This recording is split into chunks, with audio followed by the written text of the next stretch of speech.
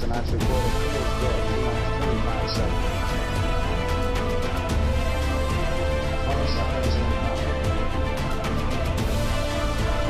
15 seconds.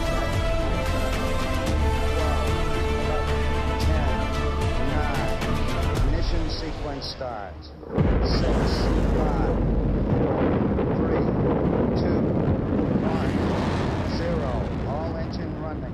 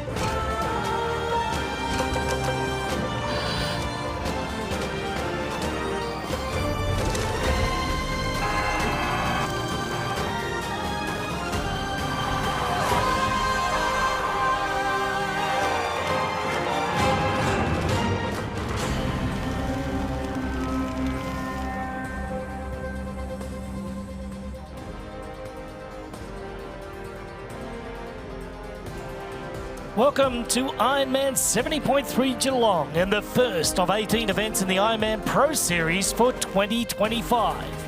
Geelong, the second largest city in Victoria, and we're here at Corio Bay and Eastern Beach where the marine life is abundant with over 100 species of fish, and if you're lucky enough, you might see a koala, a kangaroo, a cockatoo or a kookaburra. I'm Greg Welch, and joining me as my co-host today is three-time Ironman world champion Marinda Carfrae. Marinda, welcome to what promises to be an even better 2025 in the Pro Series. Yeah, second year of the Pro Series. I'm excited to get this year rolling. And yeah, we're down here in Australia, Geelong, our home country, and moments away from the start. Yeah, beautiful day here at Corio Bay. This is the backside of Port Phillip Bay, and on the other side is the sporting and thriving metropolis of Melbourne, Australia, and they are crazy over their sports. And today, as you can see, a beautiful sunrise coming out of the east. Here it is absolutely stunning down there, Corio Bay. It hosts many, many triathlons, and a lot of the Australian legend triathletes hail from this area. Tim Bentley and also Greg Stewart, some of the old past. Yeah, absolutely. A lot of races have been won and lost here in Geelong. This is the 15th year for Ironman here in Geelong, so a lot of history with Ironman in this event. But yeah, I'm just excited to get this series underway. Obviously, last year we had Kat Matthews and Gregory Barnaby take away $200,000 each for the Pro Series, and today's where it all starts for these athletes. Yeah, it really does start here, and it's going to be an incredible series with $1.7 million bonus prize money on the line. We'll talk about that in a little bit. But what promises to be an incredible day here in Geelong. The weather conditions are going to be fantastic. We'll get to the weather in just a moment as well. But Marinda, you've got to be happy with what we're seeing with all the athletes lining up today. Absolutely, yes. We have some great athletes, some Olympians coming across. We always see this after an Olympic cycle. We have the short course athletes stepping up. But we are going to just talk about the TriDot race rundown real quick. New initiative we have this year with TriDot. Yeah, exactly. In addition to the pro races out there today, we have a field of over 1,400 age group athletes taking on this epic course here in Geelong. Among them, the athletes have used TriDot, the official training platform of Ironman, to get race ready.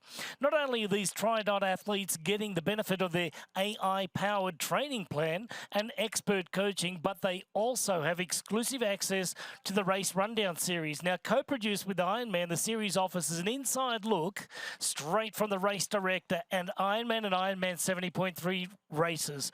Here's a quick peek at the race rundown for Ironman 70.3 Geelong. Here's what you need to know to smash your race in the Bayside city of Geelong. The clockwise triangular swim takes place in the calm, protected waters of Corio Bay. Starting at 7:45 a.m., age group athletes will enter the water from the beach in a rolling start format. You'll start with an 800-meter swim straight out into the bay. The water will start out a bit shallow, so run until the water is up to your waist before you try to swim. You'll follow a concrete path for a short run up to the grassy transition area. If you have a time trial bike setup, this is the course to use it on. The course takes you through the scenic Eastern Park, home to the Geelong Botanic Gardens, past Salt Flats to the north end of the bay on Point Henry, and then out to the Curlewis Golf Club before returning to town for the second lap.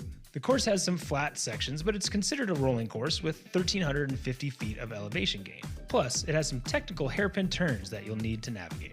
When you arrive back in Eastern Beach Reserve for T2, you'll switch to your run shoes and grab your racing belt. Don't forget your sun protection. Include a hat and sunscreen, as the course has very little shade along the waterfront and it can get very hot. The 2.5 lap run course runs clockwise and follows the waterfront. After completing 2 full laps, you'll get that half lap by passing transition and then turning right into Steam Packet Gardens to cross the finish line, which you'll need to do in a total race time of 8 hours. Smile and enjoy that final stretch to the finish.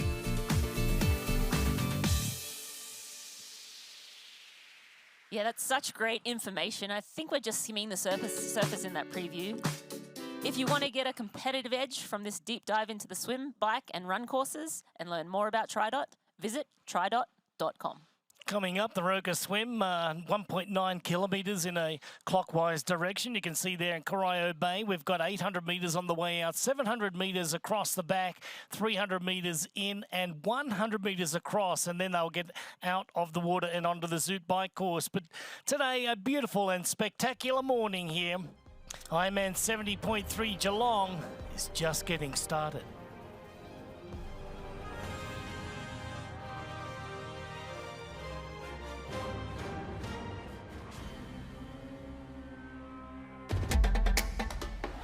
You know, and we know. The thing about challenging yourself is, you're always looking for what's next.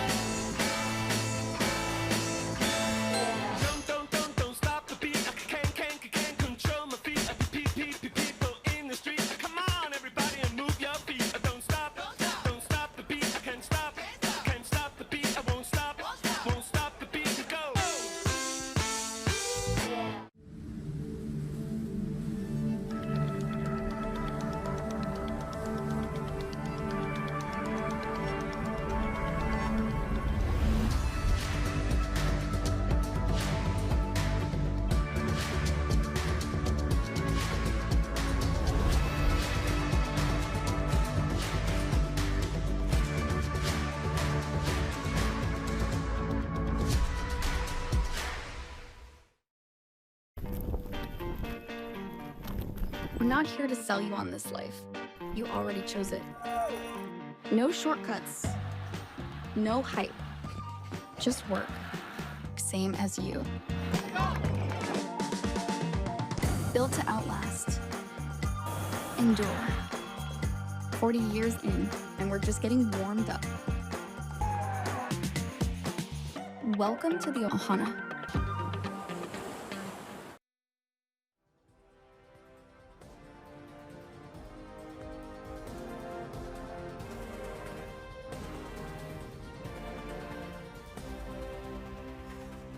Ironman 70.3 Geelong in Victoria. We are moments away from the start here of the pro men and women's race. And coming up, we'll have the traditional welcome to country ceremony and the top 10 professional men and women's introductions.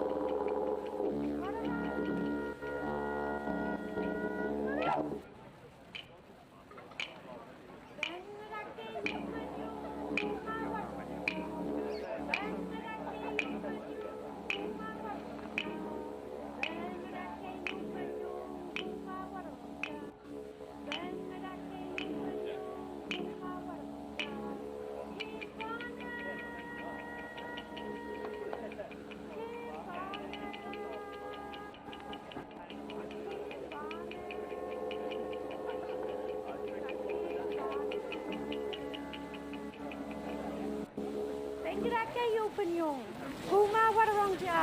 In Wadawurrung language, I said, you inhabit on Wadawurrung country.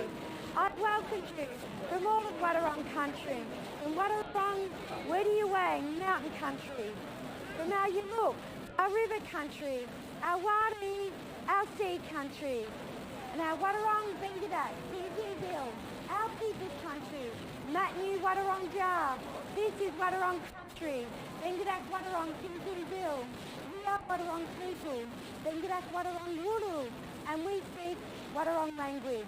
I acknowledge all First Nations people that are gathered here today, acknowledging deep spiritual connection that we have to our land, country, our family. I am now going to welcome you with the mother tongue, the language of the Wadawurrung. Here in Geelong. Nuan Bengodingadak, Kinkin Bill, Wedigurong Wadawurrung, Na Linguit, Kimbani, Wadawurrung Jar, Bunani, Dulama, Bengadak Bar, Gay Upan Gugma, Maradok, Makburi. Just say, for my ancestors, family, community, I welcome you all here on our country. Let us all come together, embracing each other and gather in peace. Kimbani, Wadawurrung, Geelong, Jar. Welcome to Wadawurrung country here in Geelong. Yatne, thank you.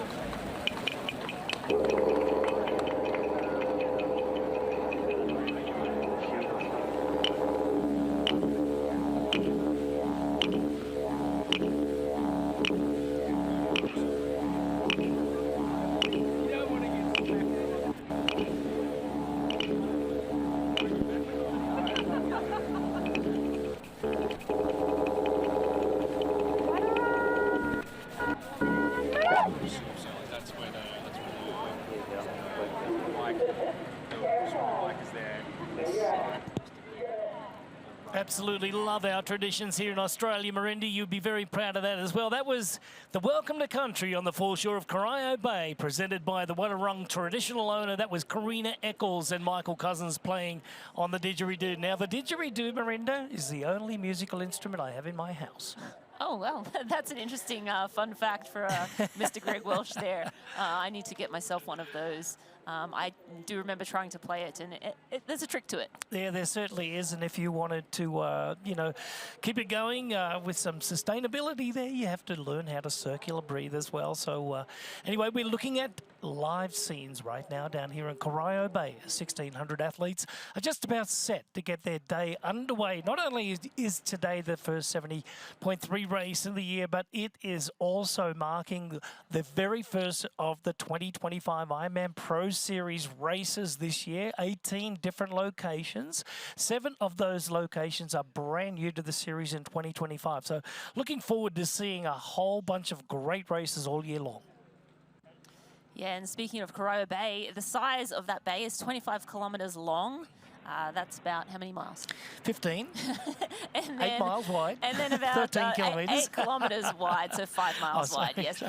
So the average depth of this bay here is about 7 to 10 metres, so that's 23 to 33 feet. So, yeah, a great little area for a triathlon, I'd say. Yeah, it's really good. And Eastern Beach has held, you know, many different triathlons throughout its, you know, life here in triathlon. Now, triathlon came here in the mid-1980s, right down here to Geelong, so they have a very deep and rich triathlon history on this particular part of Australia. We are just outside of Melbourne. It's about 80 kilometres or 50 miles drive, but Geelong is going to put on a great day for us, and what a great lineup of athletes that we have. We have current world champions, we have Olympians, we have all sorts of athletes here. We've got over 1,400 age groupers as well, all going for their qualifying spots for Marbella at the 70.3 World Championships coming up a little bit later on this year.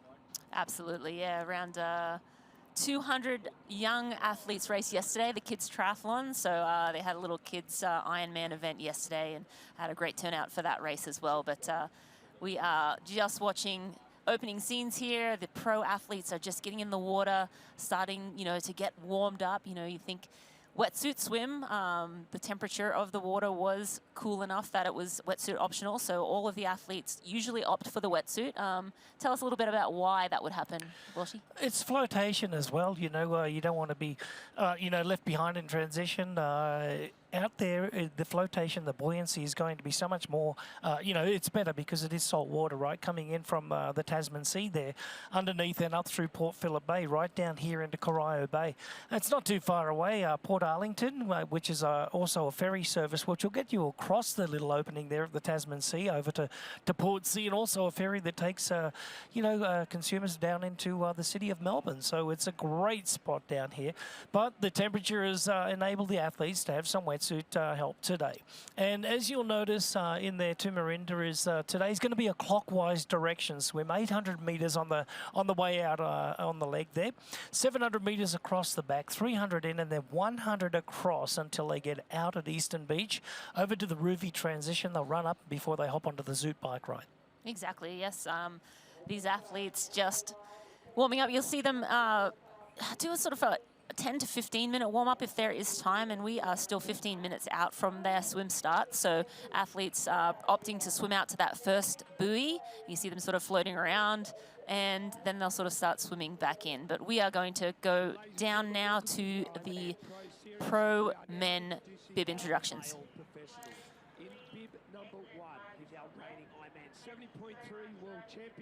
Just looking at Corio Bay right now, wearing number 1 today, Yellow Yeens. He is the current Ironman 70.3 world champion, where he picked up the crown in Lake Taupo last December.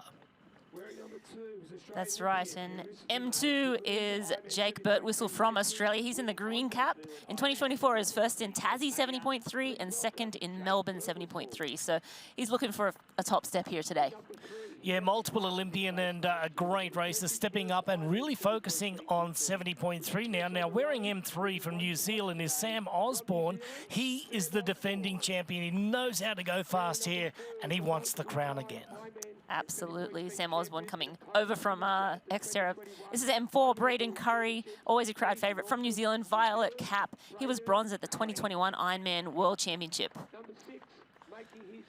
Wearing M6 today, he's coming off some good form just recently, the Olympic distance racing. Matty Hauser is in with a great shot today, and look out for Matty to be one of the early swim leaders. And we have M8, that's Mr. Aaron Royal from Australia in the yellow cap. He is one of the fastest, if not the fastest, swimmer in the field. He's a 2-time Olympian. Wearing number 9 today from New Zealand, also first in the Sunshine Coast, 70.3 in 2024. He was 7th in Ironman New Zealand on March 1st, and this is Ben Hamilton.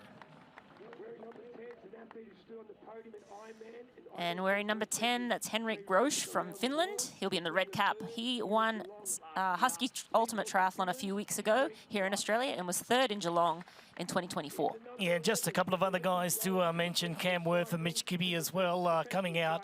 They're going to be right up there as well. Cam, top 5 in the Ironman World Championship in Kona just a few years ago and doing very well. Says he wanted to get out there earlier in the year and say, I'm going to do every single one of these races this year, but now he's back down. He's backed out.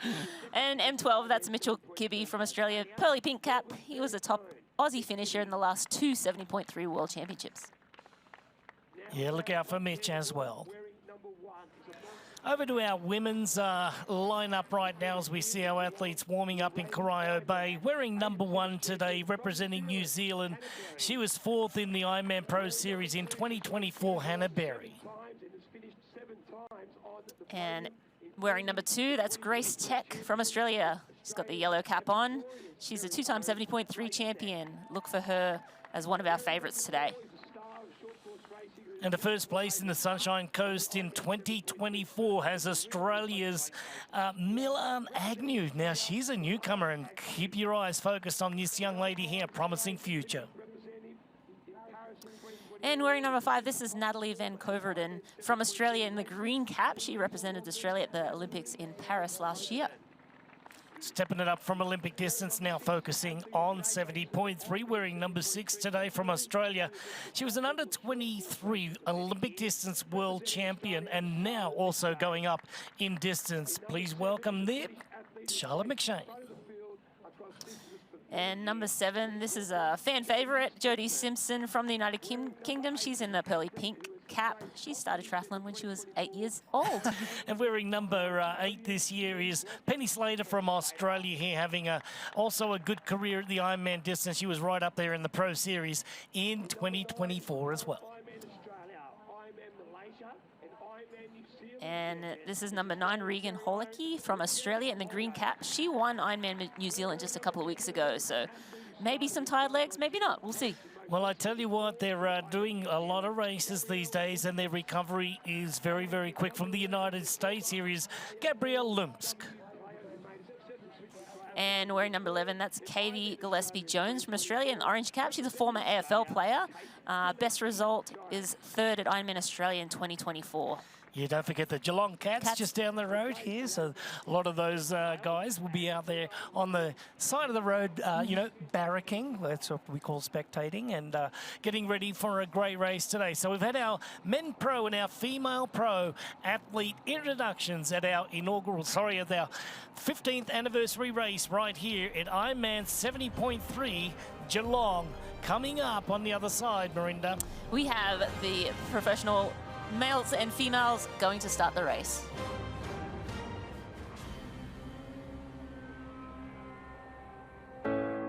Shine bright like a diamond. Find light in the beautiful sea. I chose to be happy. You and I, we're like diamonds in the sky. Shine bright like a diamond. Shine bright like a diamond. Shine bright like a diamond. Beautiful like diamonds in the sky. Shine bright like a diamond. You know, and we know. The thing about challenging yourself is, you're always looking for what's next.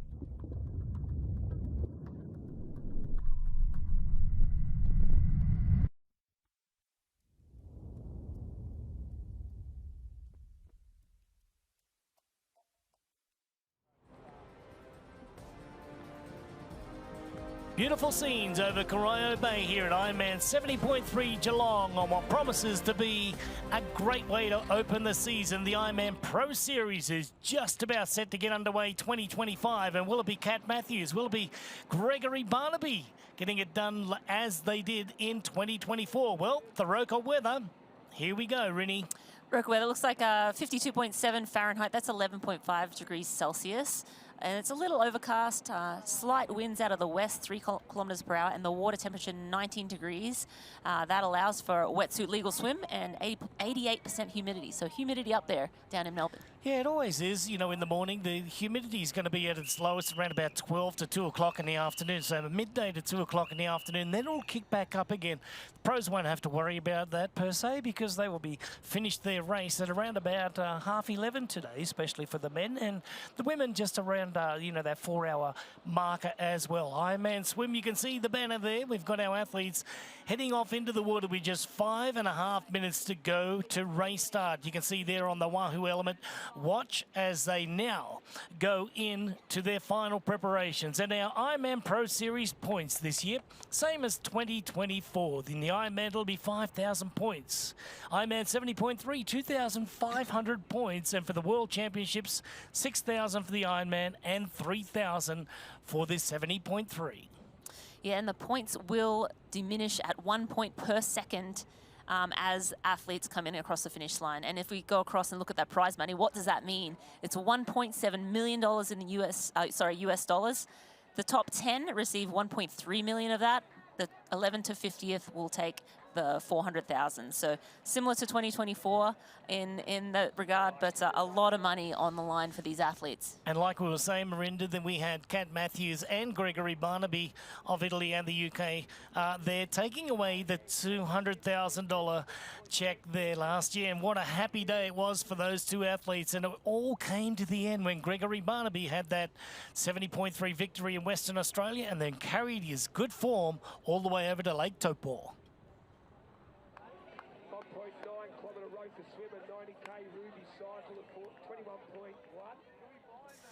And the pros are in their final preparations, and we are minutes away from the pro men's and pro women's starts here at Geelong 70.3, the opening race of the Ironman Pro Series. You can see some nervous faces down there at the start line. We have Jelle Keens on camera. Here's the current 70.3 world champion getting the job done in Taupo, New Zealand. And wasn't he good at that? Yeah, chasing down Hayden Wild, the local favourite, right at the very end of the run there. And you can see that Jelle, more than anything, wants to get the year underway. This will be his first race of the season, whereas, Maddie Hauser and a few of the other athletes have already raced in the Olympic distance race in Abu Dhabi just a few weeks ago and carrying some really fast form into this race. But this, a race that is going to be about 3 hours and 20 minutes long. The race record belongs to Mike Phillips there at a 3:20. So it's going to be a fast day out here in Geelong with a very good set of conditions coming our way with a great swim to start the day off. And then as they head out onto the 2-lap bike course here, the Zoot bike ride, it's nothing too strenuous, flat here, a couple of hills here and there, but in the run when they finish off with that 2.5 lap Hoka run, it is going to be flat out. And there's one of our favourites there today. That is Aaron Royal, the flying fish they call him, from Australia. Yeah, and as we look at the swim caps, that's that graphic on the right-hand side of your screen there. Jelle Heens has that blue cap, Jake Birtwistle with the green, Sam Osborne with the green, Braden Curry purple, Matt Hauser, the pearly pink, Aaron Royal in yellow, Ben Hamilton in purple, Cameron Worth in the blue, Mitch Kibbe in the pink, and Caleb Noble in yellow as well. Yeah, look out for the pearly pink of Matt Hauser. We'll talk about him a lot today. He's certainly a talent. He is a winner of some of the World Triathlon Championship Series races. He's an Olympian, and he's carrying a lot of speed coming into this race today. But this race distance is a little bit more than what he's used to, almost double. So will he have the endurance? Will he have the brains and the formula of what nutrition is going to require today? Well, we're going to have to wait and see. We're not too far away from that happening now. Just 1 minute and 45 seconds until we get our professional men underway. Then 5 minutes later, we will have our women underway as well. Yeah, it's the last few minutes before the gun goes off, the athletes are just wanting to hear that gun and relieve some of those nerves, those pre-race nerves. And obviously, I can tell you every single athlete on that start line, even though they're professionals and do this as a living, they all have those nerves. But just right now, trying to make sure those goggles are clear, shaking out the arms, taking those last few deep breaths, and trying to calm themselves. Yeah, calming yourself. This is not a normal action here where you just stand there and your heart rate's normally 45 beats a minute. They're probably already over 100, 120 just standing there and just, anticipating the start. Call the start, Rinny. When they do start the race here, they're going to run over the sand. They will porpoise or dolphin, as we call it, and then they will start into their arm action. Absolutely, yes, they have a few steps. So some races are dry land, others are deep water start. This is obviously a dry land start, and that means they'll be running on the sand before they porpoise. Here we go. Okay, nervous moments before the start.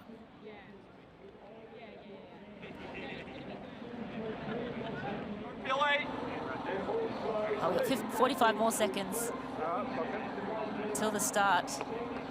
There we go. We're going to have the loud hailer that's going to get them away. They'll be porpoising or dolphining, you know, through the shallow water, probably about 10 or 12 porpoise dives, and then they will start their arm action, getting over the shoulders there. They will be swimming so fast out on that 800-meter outward leg there. So we are now anticipating the start of our men's professional race.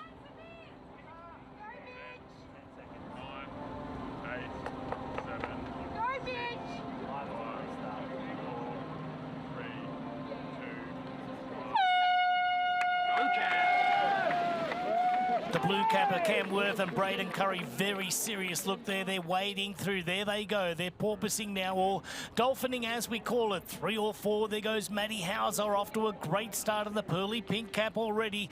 Aaron Royal from Australia in the yellow cap, having a good start, as you would imagine here, and about 25 metres wide here in Corio Bay. You will see all of our men's athletes here in our professional division in the IRONMAN 70.3 Geelong, the first of 18 events this year in 2025 in the Ironman Pro Series, and we are officially underway in 25. Yes, 2025 is off to a great start so far, and yes, it is normal for the start of that swim to look a little bit chaotic, but we do look like we have that 1 point on the right-hand side there, so as we get close, we'll be able to sort of pick out who those names were, but it looks like on the left side, that's a green cap. That might be a green cap of Sam Osborne or Jake Birtwistle. I would guess Jake Birtwistle, but looks like a pearly pink in the lead. Yes, Maddie pearly pink with Hauser. Hauser, yes. You can see right up there in the lead, Maddie Hauser leading the athletes through. Taylor Reid as well, a really great swimmer. He's in a red cap. He wasn't one of the ones that we had on a different color cap, but we know he is one of the best or class swimmers of this field. Birtwistle sitting in about 7th place at the moment. Aaron Royal not off to the start that he normally does have, sitting in about 8th place at the moment. But as they make their way out on the outward leg, they've got 800 metres to swim out to the first turning red buoy. That's going to be on their right-hand shoulder. 700 metres across the back of the course they will see here in the Roka swim course before they get to the next turning buoy. Then they will make another right-hand turn over to 300 metres to the left-hand turn at the orange buoy, which will take them 100 metres into a different location as the start. It will be over to the left-hand side of Eastern Beach right here in Corio Bay, Geelong. We are underway with our men's race here. 40 athletes getting themselves underway.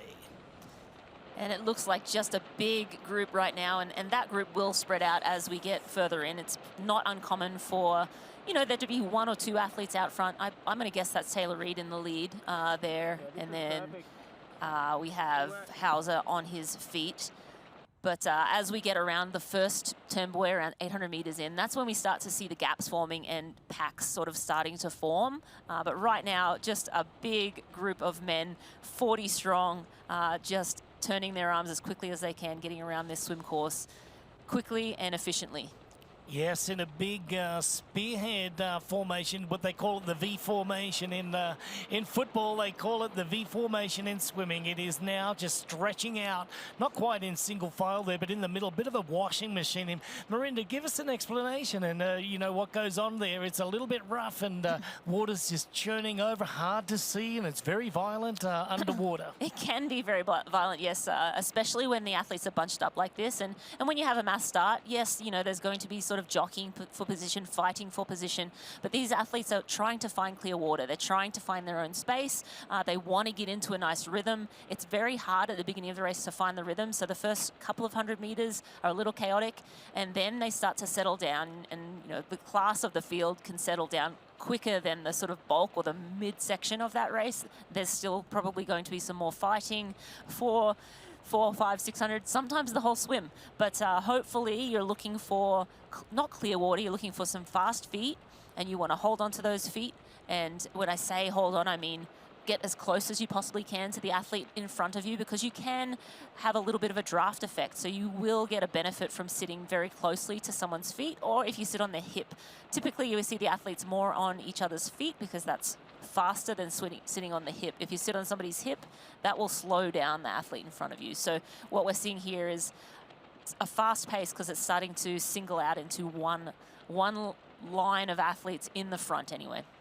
No currents to worry about here. We're in a bay right here at Corio Bay in Geelong, and it is glassy water, just a little bit of texture just to indicate just a little bit of wind up at the moment, 2 kilometres an hour out of the east as well. You can see the sun rising out of the east here on the east coast of Australia is to perfection right now. It is absolutely glassy, great conditions as we see now, just waiting for the start of our women's race. Let's wait.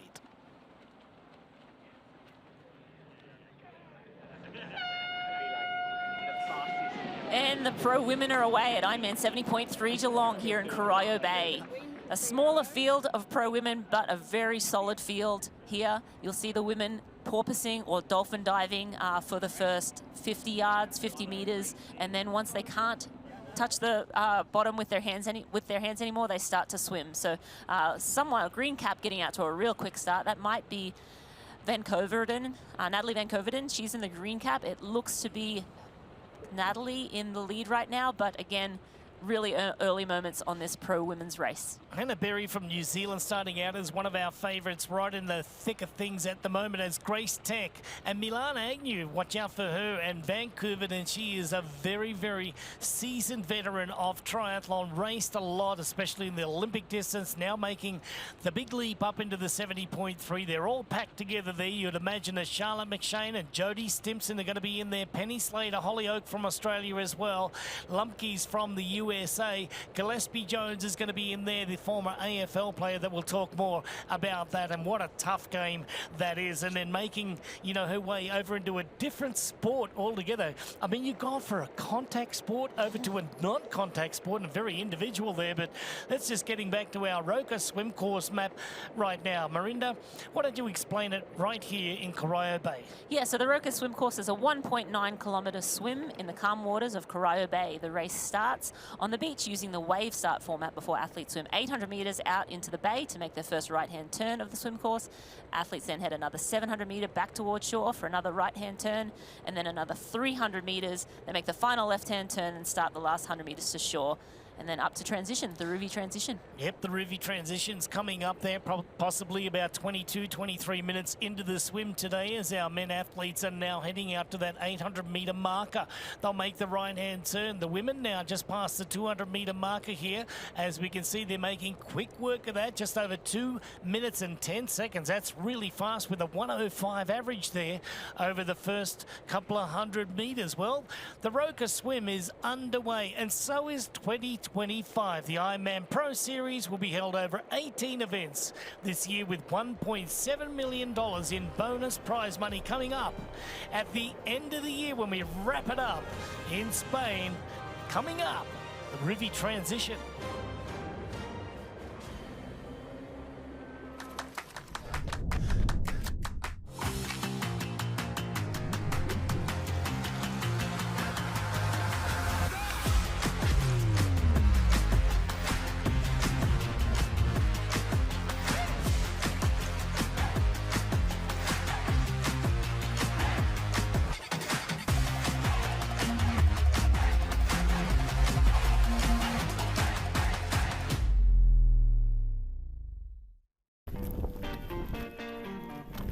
We're not here to sell you on this life. You already chose it. No shortcuts. No hype. Just work. Same as you. Built to outlast. Endure. 40 years in, and we're just getting warmed up. Welcome to the Ohana.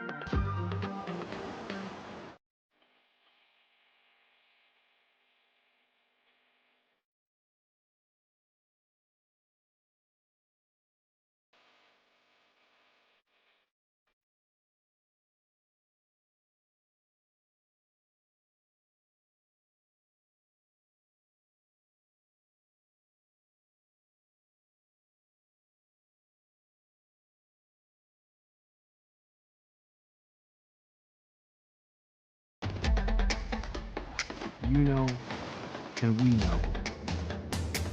The thing about challenging yourself is you're always looking for what's next.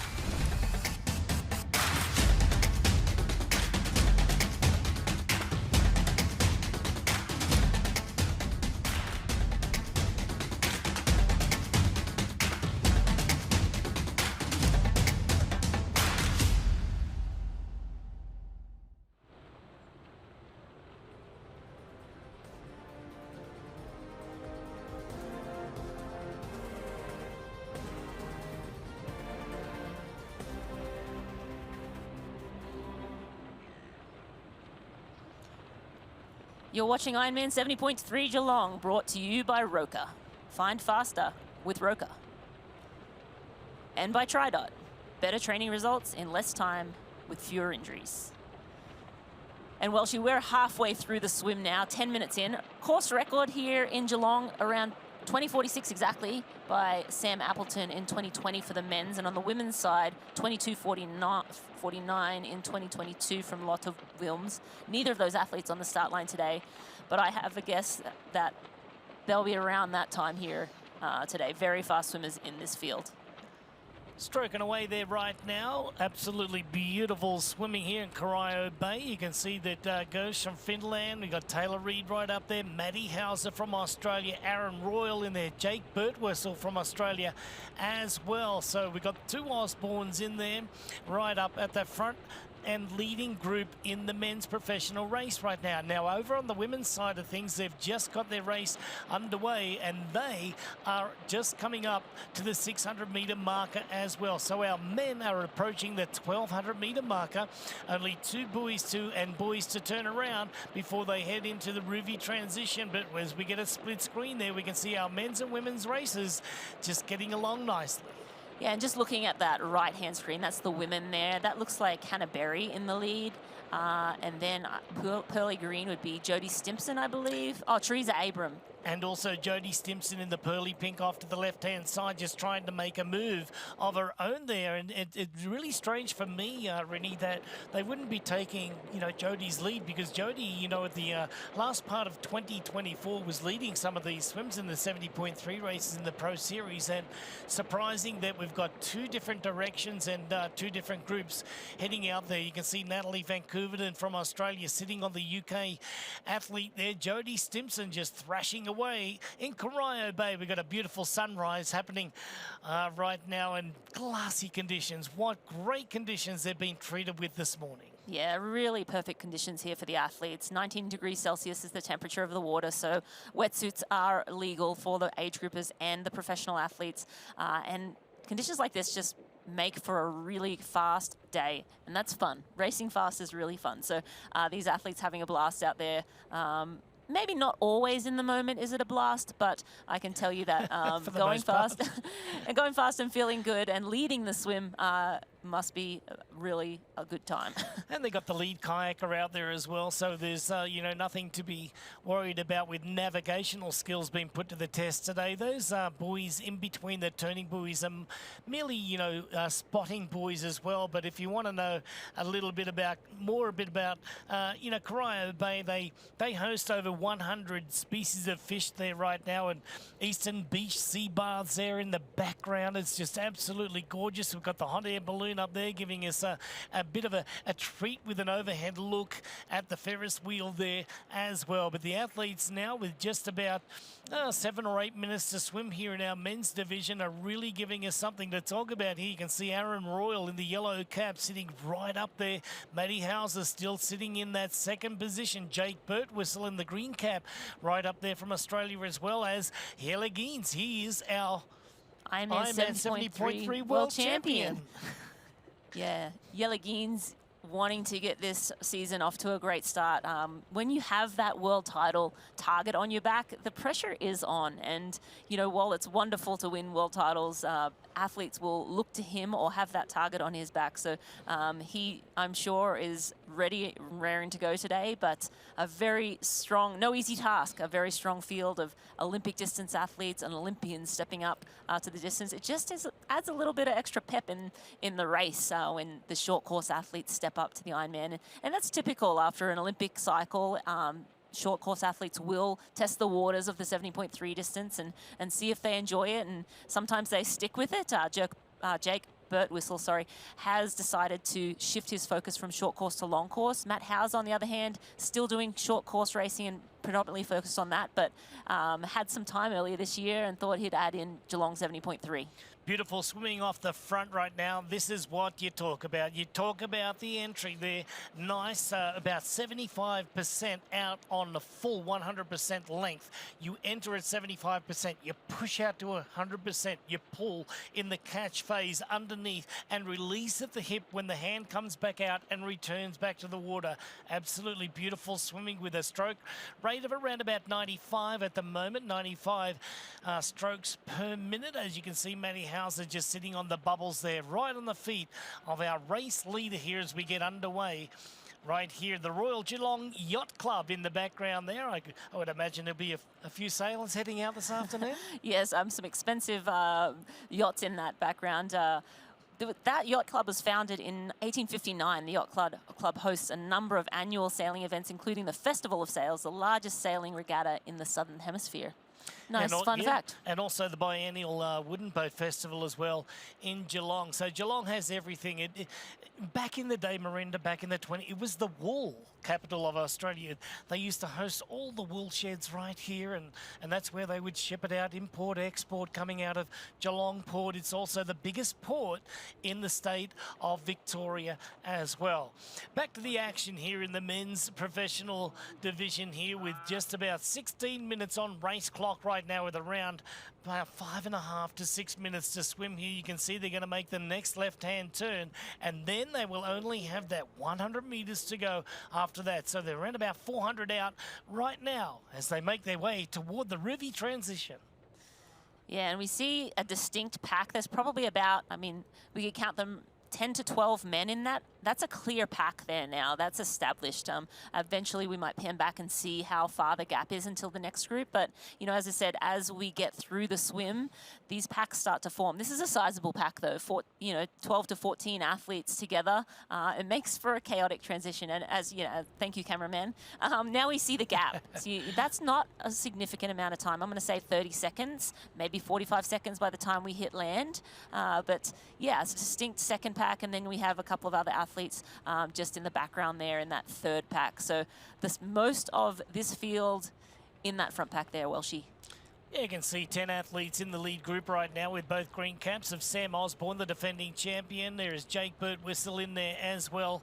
It's only around about a 15-second gap there, Rinny, as they make that last one. They got 300 metres to go and then 100 metres to go.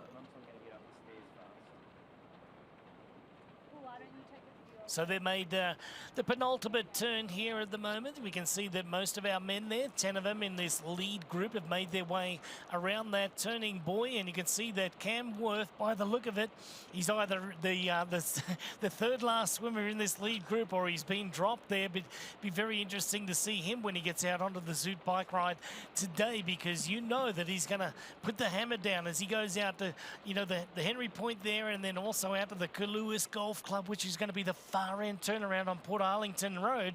But there's Jody Stimson just swimming along. Matty Hauser swimming along nicely right now in our men's professional division. He's got his eyes on the prize, not doing too much of the pace setting today. Yeah, it looks like he is on the feet of Taylor Reid, but I could be wrong there. Again, we don't have a cap on. That red cap is the cap that all of the other athletes have, so we didn't have that athlete, our bad people. But we do have Jake Birtwistle in that pack, and that is Matt Hauser sitting on the feet of the lead swimmer. Also, Sam Osborne will be in that front group with the green cap. Aaron Royal most certainly is in there. I believe he was sitting around third. In the top three there. Who else we have in there? Cam Worth was speaking before the race about, yes, his swim has been something he's harped on about for years. He says he's really taken it seriously this year. He's got his eyes on the prize in Nice. So we'll see. I feel like he'll probably be in the second pack, but if Cam is in this pack, it'll be a lifetime best swim for Cam Worth. 250 metres remains in our opening discipline, the swim. It is a total of 1.9 kilometres in length, or 1.2 miles out there today, as we have a lead group of 10 swimmers. Aaron Royal, they're focused in on the yellow cap, and just look at that swim stroke, Marinda. Beautiful high elbows, just getting out there in front, getting the catch phase of that stroke there at the moment as he's pulling as much water as he possibly can. The shoulders are on fire, going into some pretty lactic moments there, lactic acid building up. And well, she just, as we look at these athletes, it's a really good view of seeing them sight. And tell us about how they sight, how often they should sight. Yeah, tell us about the athletes sort of ducking their heads up and taking a little peek at where they're going. Each individual athlete, Marinda, doesn't matter if you're a professional athlete or an age group athlete, should know the course. When you're navigating, it's around about every third to every 5 strokes. Put your head up forward as you're taking a breath, getting a good look. Now, if you are the leader, you've got a couple of good indications if you're on track. You see the lead kayaker, number 1, and you'll see those turning buoys. The turning buoys are different colours than the side buoys. In this instance, they are the red buoys. They're going to make the last left-hand turn. That will be 100 metres to go. All of these buoys have been 100 metres apart. So it's a very easy way to make your way around. Now, if it was swimming into the sun or if it was very choppy conditions, it would be different. Yes, a nice soft sunrise for these athletes, so I don't think sighting would have been an issue at all. A little bit of cloud cover too here in Geelong. The athletes are making this last left-hand turn, and you'll see that swim exit right there, and they will make their way on the Eastern Beaches up into the Ruvi T1. You can see the Roka swim course arch. The finish arch there is around about 75 metres away from the athletes. Inside of the last minute of swimming right now in the opening discipline here in Geelong. This is Eastern Beach on Corio Bay, and they've already done a great job in this opening part, but the women will be around about 5.5 to 6 minutes behind our swim leaders in our men's race here today. Jodie Stimson swimming very well up into the lead here. This is going to be a rolling bike course, a rolling run course. The Roka swim coming to an end. Shallow water, get up and run as soon as your hand touches the bottom of the water there, Rinny, and just like that, we have our race leaders. Yes, you saw as soon as they could run, they ran, and they're taking their wetsuits down immediately, so they'll pull them down around their waist and then they'll run the rest of the way. It's about 160 metres up into transition. There's Aaron Royal there, you see, will get accurate splits. That's Ben Hamilton, I think. There, we'll get accurate splits. Helle Geens, the Ironman 70.3 reigning world champion. Braden Curry coming through now. We will get those splits momentarily. You see some athletes opt to wear their swim skin or swimsuit, sorry, their race suit up, and others that are struggling to get them on through transition. So red cap athlete decided to wear the race kit down around their waist during the swim under the wetsuit, and then pulling it up on this long run into transition. Josh Ferris was the first to exit the water at 21:28. Then we can see Matthew Hauser from Australia, Aaron Royal and Taylor Reid. Kenji Nina, also an athlete coming out of the Olympic distance, stepping it up to the 70.3, having a great start to the day. Yumpai Furua from Japan, Brendan Copeland, Australia. There's Maine from the UK, and the reigning, currently the world champion, Helle Geens from Belgium, is sitting in 9th position. Rounding out the top 10 is Jake Birtwessel from Australia, hailing from Tasmania, not too far away across the Tasman Sea. There's Ghosh from Finland in there, and McDonald from Australia, Noble, Worth and Sozinski. So there you go, you got Cameron Worth. He's sitting at 48 seconds down on our leader. That's a great swim for Cameron Worth. So we have 12 men in that front pack. So that this pack we're looking at now, that's Jake Birtwessel in the black, and we have that Josh Ferris leading now swim. So we missed Josh Ferris. Great swim from the young man. The athletes will hop out of the Ruvi transition. They will take a left-hand turn towards my mistake, towards the Mount Line on Ritchie Boulevard.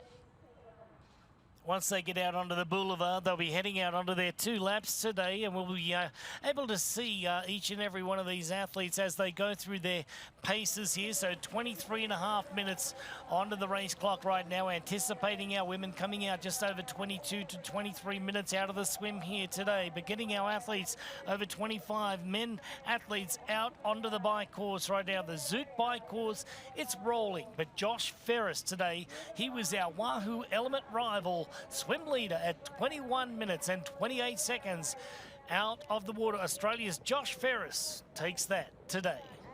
And this is the women just making their last turns around the last turn, boy. There'll be a right-hand turn and then the left into transition in the pink pearly cap, I believe.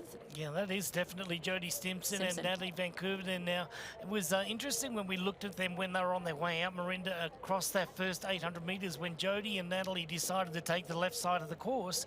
Seems to have worked out just fine. Well, you see this gap here. So Jodie is swimming very well. You see Natalie Van Koeverden, a great swimmer. She's struggling to hold those feet. You don't usually see, well, you do see this sometimes, but the ideal position to be in is basically just tapping the toe in front of you, and there's almost a body length between them. So Natalie just redlining to get back onto Jodie Stimpson's feet. But again, the athletes are just making, you know, they've got another maybe 3 or 4 minutes left of swimming here. So the final section of the swim, generally athletes will start to kick their legs a little more. They've been horizontal. They're getting ready to come out of the swim and onto the, you know, onto their legs. They've been horizontal, time to be vertical. They got to get the blood back into their legs. So you'll see the kick rate come up a little bit in these final 100 or 200 meters, and then they'll be away into the transition zone. So the athletes have been able to break the 2-hour mark on the bike course here. The Zoot bike ride, 1:58, went to Mike Phillips back in 2023. And you know, when they're breaking 2 hours, Marinda, it's going to be a very, very quick day out there as well. I mean, the overall race time here is around about, you know, 3 hours and 40 minutes on the race clock there. Also the record held by Mike Phillips from New Zealand. So they're off to a great start right now. And you can see there Jodie Stimpson overtaking one of our male pro athletes who started 5 minutes earlier there. Natalie Van Koeverden trying to get that kick up to about a 6 beat. It's around about a 4 beat at the moment, but there we're just over. There we go. We got 100 meters to go by the look of it with Jodie Stimpson before she's out of the water and off onto the bike course as well. Stunning day here, absolutely gorgeous down here at the Eastern Beach Sea Baths. There you can see on the left-hand side. That's a great little place for the kiddies and the family to you know, bide some time while the race is going on as well. Yeah, I don't know how many kiddies will be in 19-degree water, but I mean, my kids would. Sense of adventure? My kids would be right in there. Oh, yes, they would. But yes, a great aerial view of the area down in Geelong. We are looking at race leader Jodie Stimpson leading the swim here. Natalie Van Koeverden from Australia.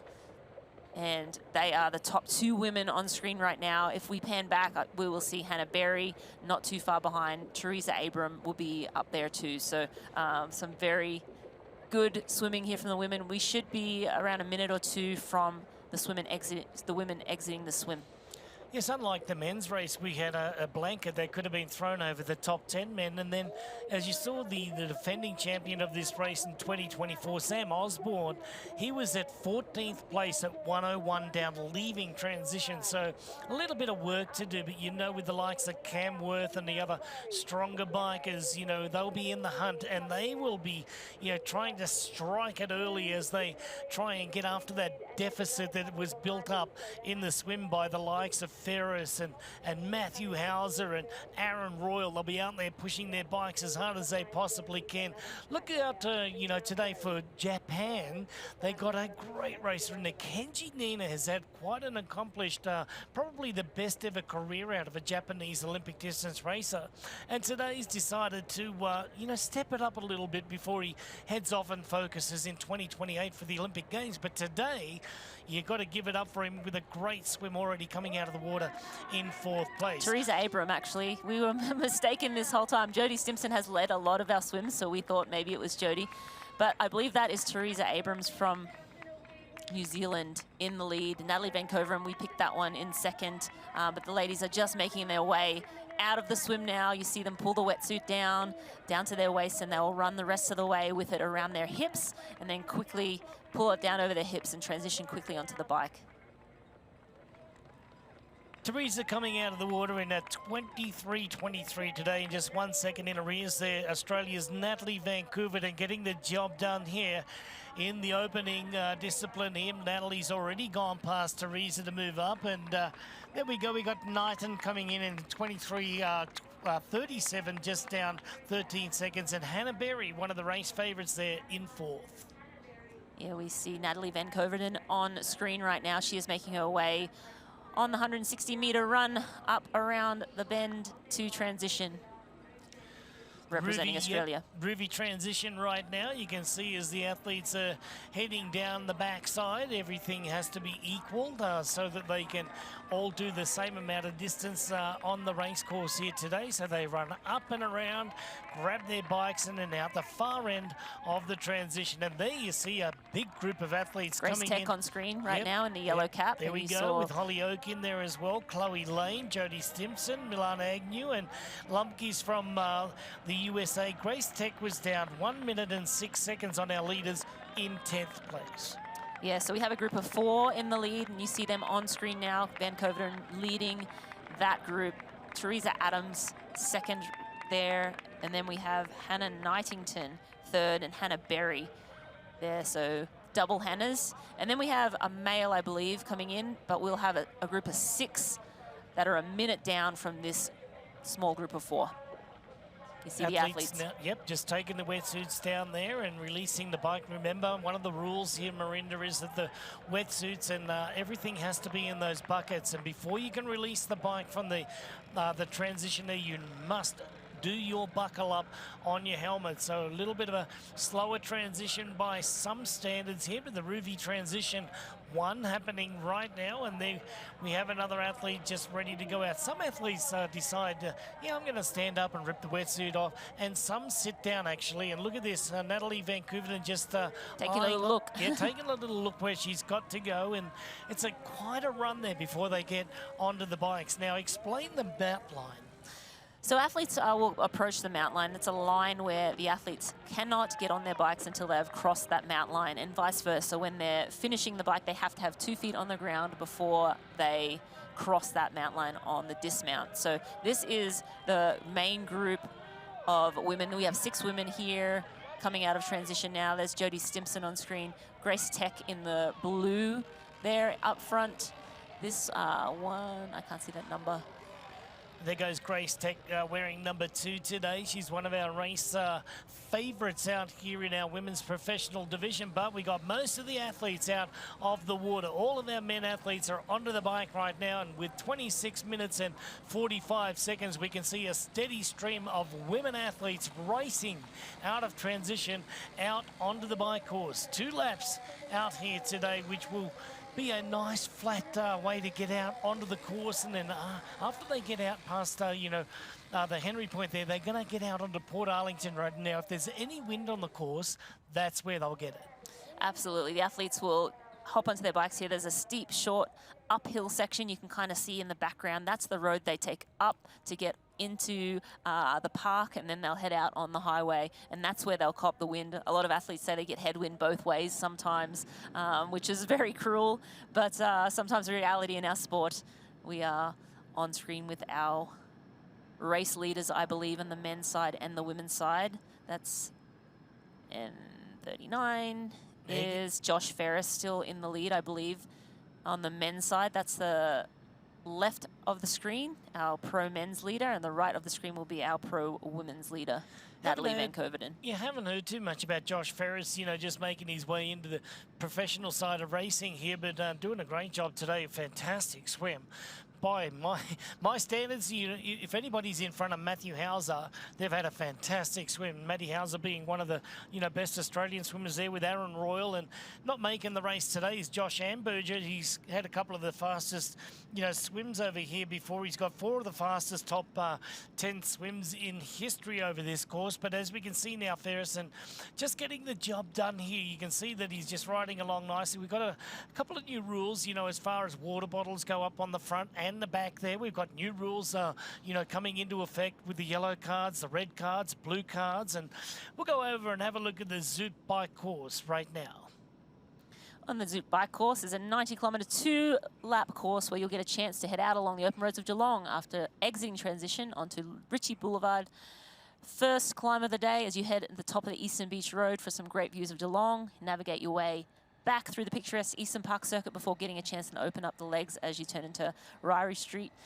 Athletes will make a sweeping left-hand turn onto Point Henry Road, past the Salt Lakes and to the northern tip of the bay. and then they will head back down south and make another left-hand turn back into Port Arlington Road, where that's a straight shot towards Kerr Lewis Golf Club. And then you'll turn around and head back to out to town and do it all again.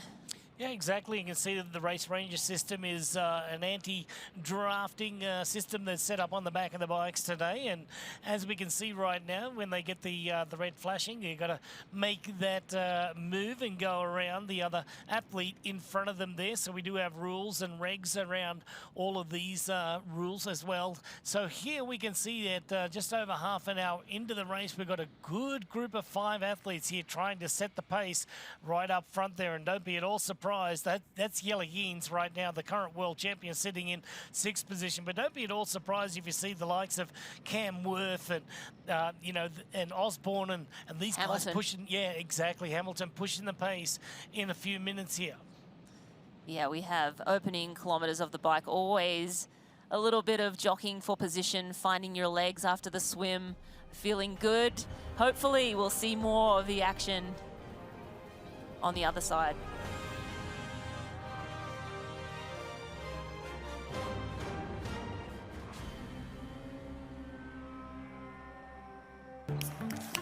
What do you want? What's that really good non-alcoholic beer I keep hearing about? Do you have that really great non-alcoholic beer that I keep seeing? Do you have a non-alcoholic beer that actually tastes good? It's athletic.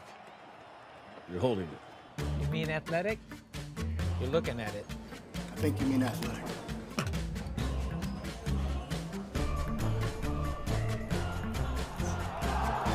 It's athletic. Ask for it. It's just where I wanna be.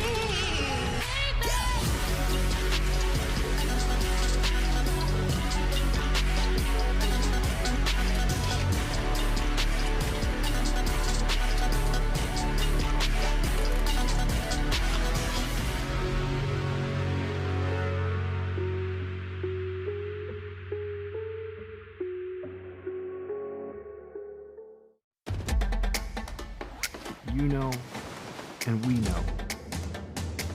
The thing about challenging yourself is you're always looking for what's next.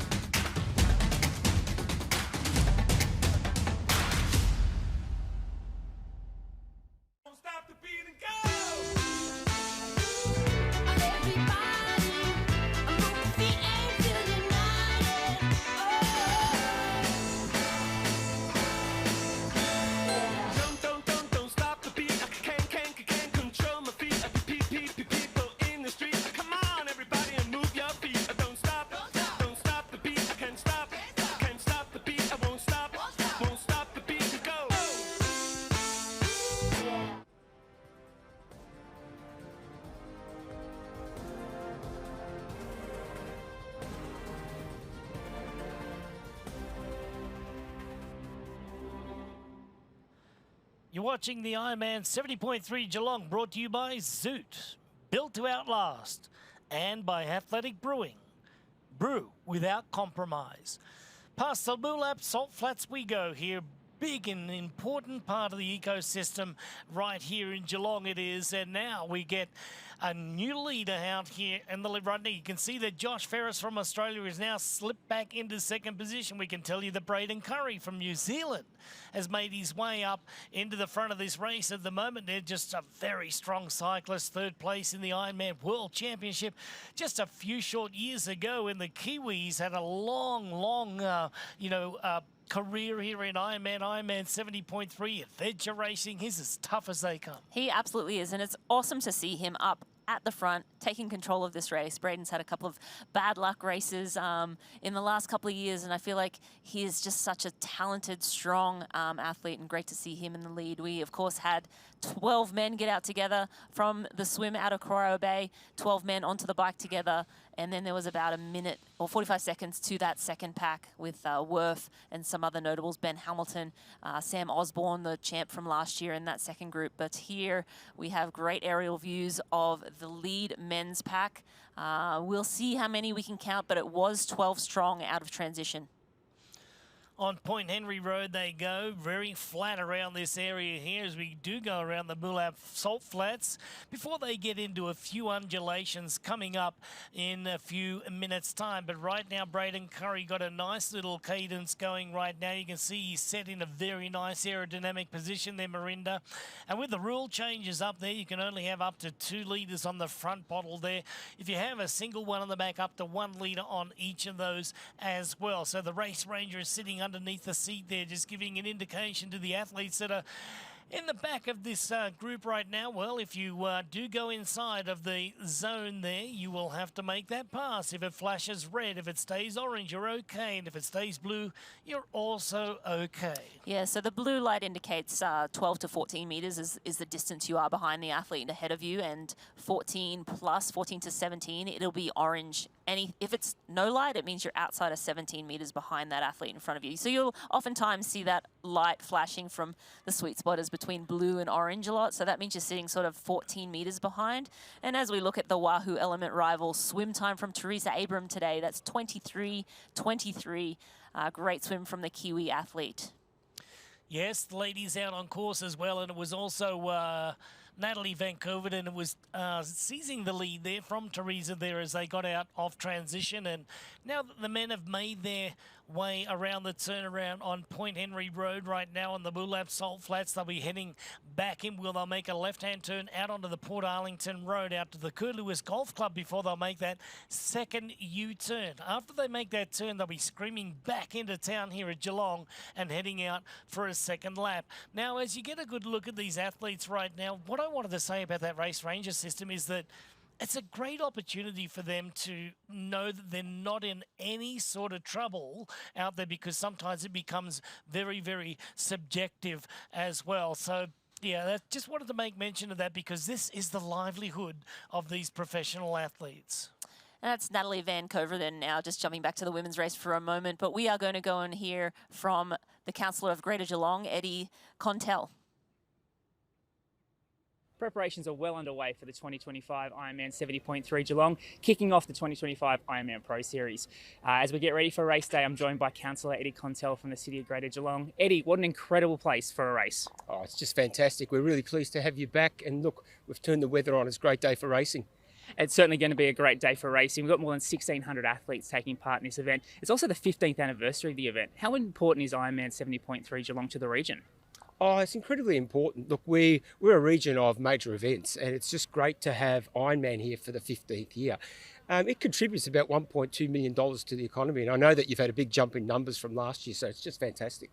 Yeah, we've got over 200 Iron Kids taking racing this morning. We've got 1,600 athletes taking part in Ironman 70.3 and 60 of the world's best athletes taking part in the Ironman Pro Series.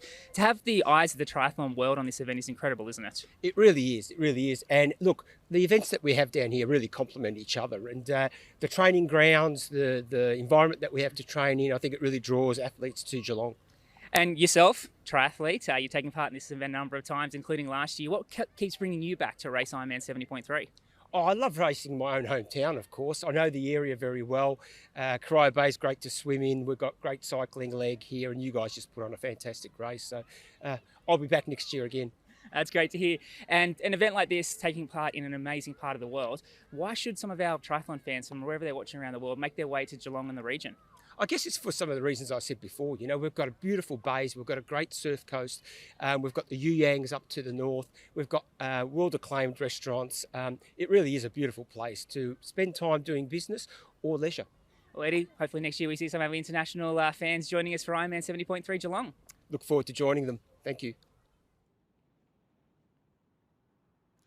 Well, thank you very much, gentlemen, as we see our men professional athletes, a beautiful overhead shot as they go past the Moolap Salt Flats here in Geelong. This is Victoria in Australia. It's the second largest city, and it is a thriving city with over 283,000 in the population and growing every day. And great aerial view of the pro men, and we are back on screen with our reigning Ironman 70.3 world champion, Jelle Gins. He is the man with the target on his back, but a welcome target, I will add. And he doesn't really have any weak legs there, Marinda. He's a great swimmer. He's a fantastic bike rider. I remember last year seeing that Hayden Wild really tried to break the legs of the other athletes there. Jelligens was only one of them that were able to hold on with that pace right up until the very end when Hayden Wild did make that break in the last 5 kilometres. But it was Jelligens from Belgium who was the strongest runner out there, and he really did grab that race by the horns in the second lap. And he's doing the same sort of thing here today. He's just trying to establish a very nice pace at the moment. He's been down under training there, so I believe he relocated to Australia, actually. So he is, I believe, relocated his family to Australia, so he is home now for him. Yeah, home for him now, and out of the cold of the Belgian winters there. No more muddy rides for the Belgian athlete. He's got some clear roads ahead of him right now, but as you can see there, he's just cycling along very nicely. I can tell you that it's a beautiful and very powerful cycling stroke action. Yeah, absolutely. And he's super aero, so you see him tucking his head in there behind his hands. Another one of the new rules for Ironman this year is those aero bars cannot extend out past the front of that lead tyre. So athletes cannot have super long extensions going out ahead of that front wheel. They have to be behind there. And you see he's used that, pretty much maximized that to his advantage, and hands slightly raised from the elbows, just minimizing that area of air that can come in around, through the chest area there. So great looking image of Jelligens. Let's go over to the Roosie Transition 1. Top 3 fastest male times there today. McDonald from Australia gets the job done. 2 minutes and 12 seconds spent in transition. So too the current Ironman 70.3 world champion, and that's probably why he is the world champion. He's very fast at everything, not only swim, bike and run, but the transition too. And Josh Ferris, our swim leader, got out of there very, very quickly with a 2:13. So well done. And over to our top 3 fastest females. Yes, in the top 3 in that Ruvi Transition 1 times, we have Lumpkis 2:32, Kingsford 2:32, and Jodie Stimson 2:36. Some quick times there from our pro women as well. Yeah, talk about that transition there, Marinda, because you don't want to be sitting in there for too long while your athletes and your competition is out there gaining an advantage. So it's an important part of training as well. Did you train on your transitions? And if so, tell us how. Absolutely. I think it's important. It's almost free time. You don't have to get a bigger VO2 max, a bigger FTP. You need to just be quick and efficient through. So it's sort of slow and steady.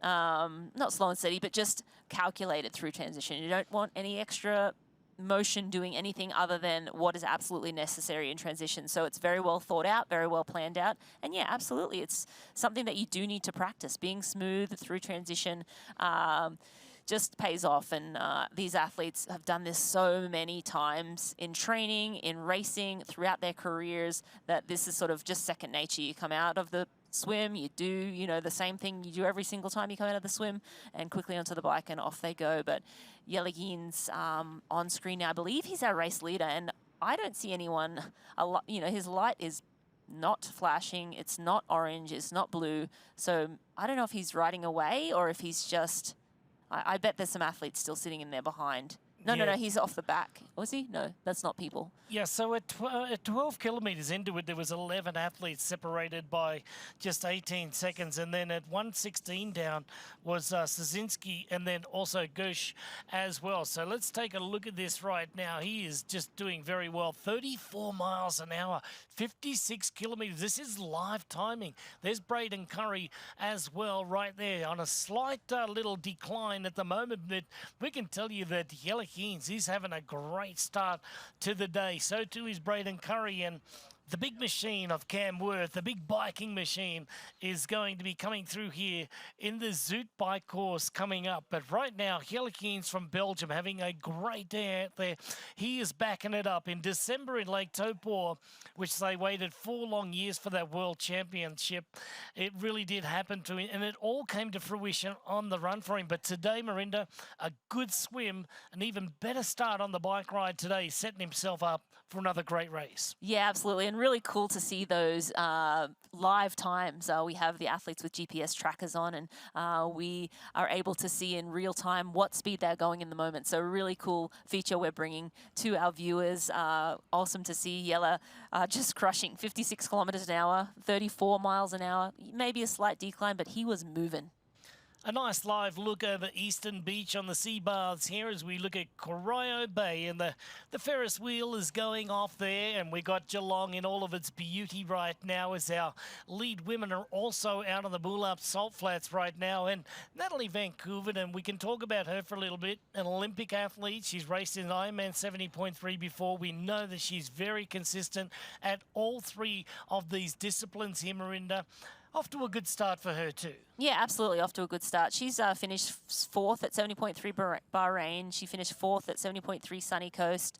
Not done a Pro Series race yet, so great to see her stepping up into the Pro Series. I believe she's targeting the Pro Series. Not Ironman maybe just yet, but the 70.3 events with deeper fields. So I'm excited to see what this young, talented woman has to show us in the future of her triathlon racing career. Yeah, I would think that you would, step up to the Ironman distance here pretty soon, because I think that she's almost done with the Olympic distance racing and, really wants to explore what's out there for herself. And as we see right now, Natalie Vancouver having a great swim. She was right on the back of Teresa Adam there the whole way there, and just separated by just a couple of short seconds there. But Natalie Vancouver, she's leading the bike ride right now. So too is Yella Geens, and they're approaching the 22-kilometre mark on the bike.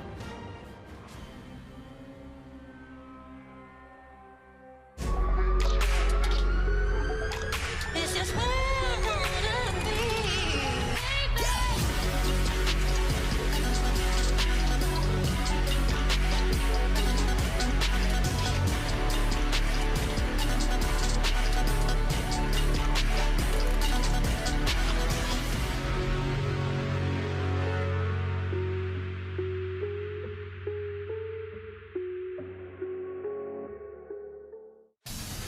Meet Kicker Run from Wahoo, a revolutionary indoor running experience where you just run and your feet set the pace. We call it Run Free Mode, a game-changing technology that allows you to change speeds naturally, just like you do outdoors. You can even let popular training apps control the speed and grade for you. Kicker Run by Wahoo. It's time to run free.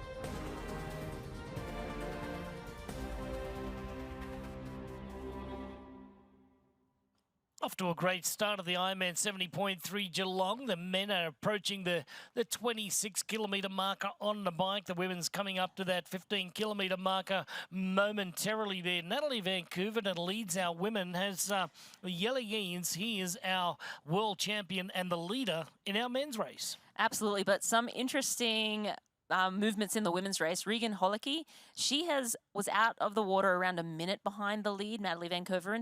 At 12 kilometres in, she was 23 seconds back, so making quick inroads. And Regan, of course, won Ironman New Zealand just a couple of weeks ago, so her legs bounced back very well, and she is riding extremely well now through this field. Yeah, they are very professional, the athletes.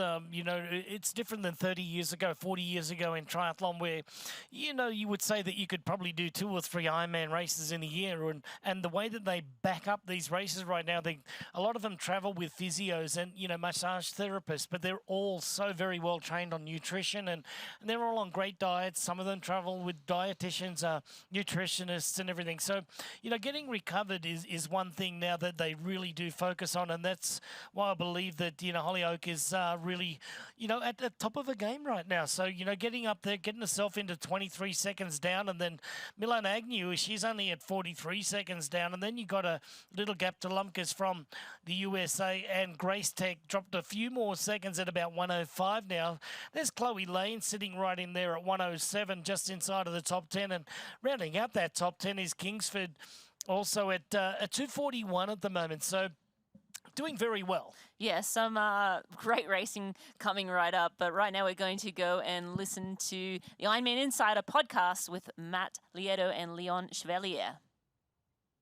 I've got 2 big goals for 2025. One of them is the World Champs in Nice. I obviously did pretty well in 2023 when we were last there, and I think my race in Kona in 24 showed that I could, you know, I'm inching closer to the podium, and hopefully I can actually land on it this year, if not at the top. I feel like I'm progressing surprisingly well actually in training, and so the big goal is going to be those World Champs, but at the same time, the series, you need to keep an eye on it, and I think if you were to win the World Champs and have a terrible Pro Series, you wouldn't be disappointed. And likewise, I think if you won the Pro Series, and I guess you'd probably need a good World Champs to still feature in the Pro Series. I love this concept of the dual. You know, it's kind of like in alpine skiing, they've got the World Cup and the World Champs, and they are 2 different things to pursue. And one is going to reward the athlete that shows up on the day, and the other is the one that can be strong throughout.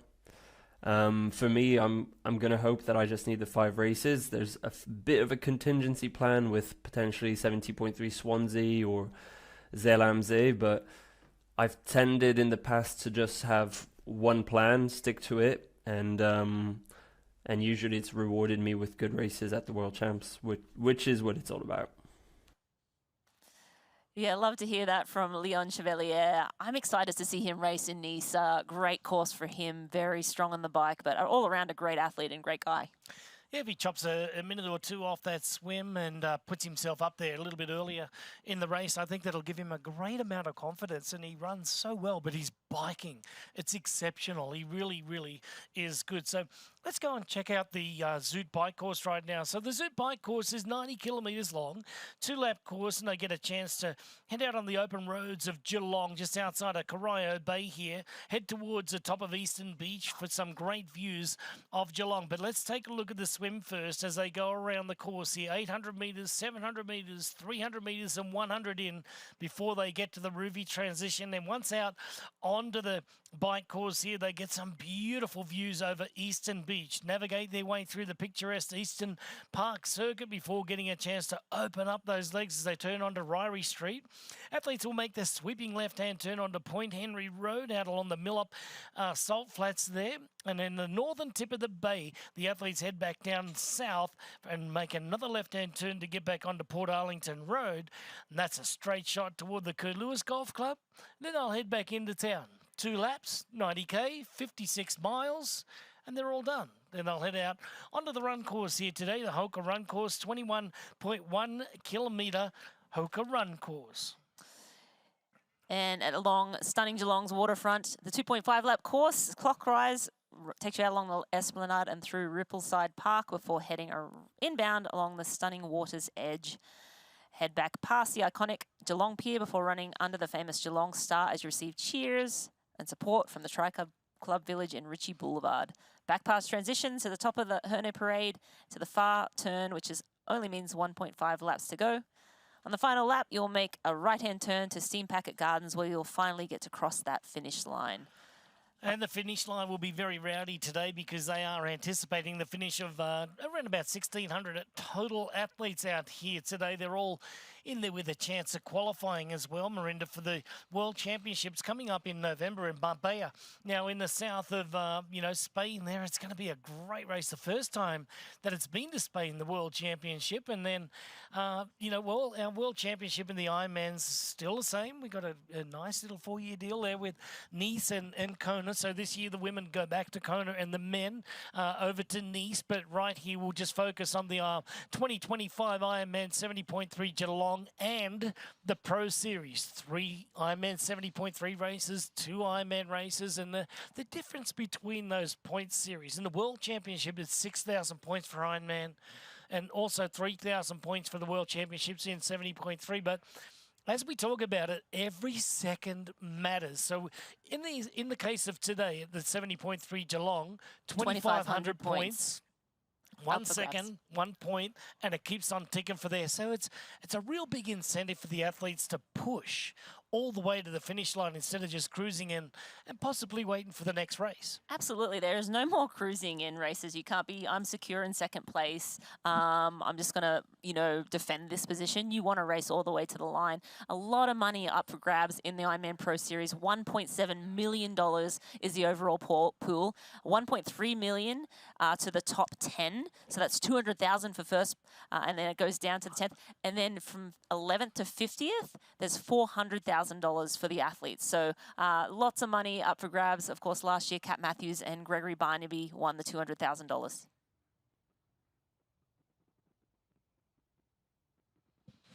The Ironman Pro Series in 2025 does not have any changes to the prize money. So we're talking about, in between 41st and 50, they're going to share like $3,000 each. But it's $400,000 that in between 11th and 50th place will be sharing. The top 10 pool, $1.3 million. So it's a very big incentive. And Kat Matthews, Gregory Barnaby, like you said, taking away the top prizes last year. And it was all the way to the very end because it could have gone either way. We had Matthew Marquardt, he was in there. We had Gregory Barnaby, he was in there. It was amazing. Then on the women's side, Kat Matthews was fighting till the very end, and she had such a great year last year and picking up that $200,000. So always a gritty racer, loves to race in all parts of the country and the world. And you may notice if you're watching our live view here, we are experiencing some technical difficulties. We are working to correct the problem as quickly as possible. We will get back to the live action as soon as possible, and we appreciate your patience. Yeah, unfortunately gone down just at this point, but just enjoying some shots here of Eastern Beach, the spa baths here, and it's just a really nice day down here at the moment. Great racing conditions as we have our leaders out on course at the moment. So let's get you caught up to speed on just exactly where they are. So in our men right now at 27 kilometres on the bike ride, Hella Keynes is seeming to be right up the front there and really pushing. Yeah, you got Hella Keynes in front. Braden Curry sitting in second, only 2 seconds back. So Yella, initially we thought maybe he was breaking away, but sitting in the front. We're actually going to go to a fighting chance from Yella Keynes. Let's hear about what he had to say prior to today's race. How do you rate your cannonball skills from 1 to 10? 5? I don't know. I didn't know you could rate it. Just thought it was jump and... I'll try. Yeah.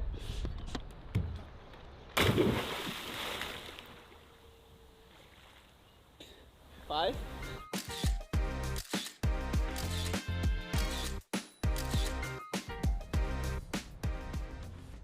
Well, we live on the Gold Coast now, so it's like a 2-hour flight. It's quite easy travel, and it's a Pro Series race, so good quality of field. So I thought it's a good race to start the season. Like January, 3 months since Taupo, it's time to race again. I feel like it's always like this after an Olympic cycle. There's a lot of Olympic distance triathletes that move up. We can see that all the best ITU guys from Oceania are here. So very cool to race with them again.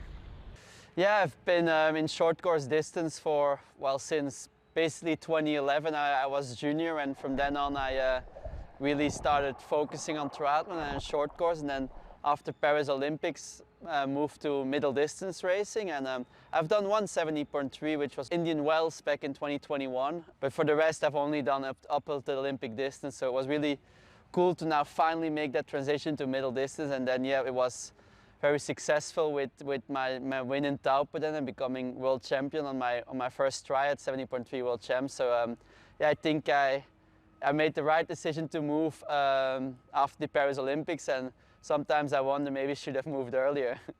But yeah, eventually I definitely want to go to Ironman, and Hawaii is something that maybe 5 years ago wasn't really a dream of mine, but every year, like, especially because knowing people that moved up from Olympic distance to like racing well in Hawaii, like Gustav Iden, who won a couple of years ago, I've raced with him a lot. Like, it really made that fire for Hawaii burn, and maybe next year or the year after, I really want to be there.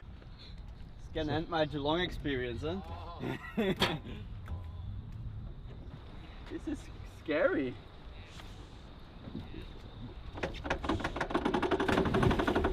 Alright, had some practice on the diving for the deep water start on Sunday, so I guess I should be ready now.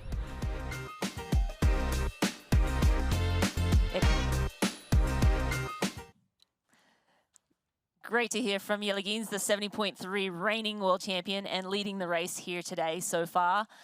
We do acknowledge that we are having technical difficulties. There is an internet outage down in Geelong, so we are working very hard to try and get our cameras back up and running, and we'll bring the action back to you as soon as possible. But for now, we're going to throw to another AFC shortly. Yeah, we'll go down with Jasmine Brown. She was age group world champion at 70.3, now into the professional ranks. Listen to Jasmine. Geelong's known for its fast and flat course, so I like attacking in my 54.10.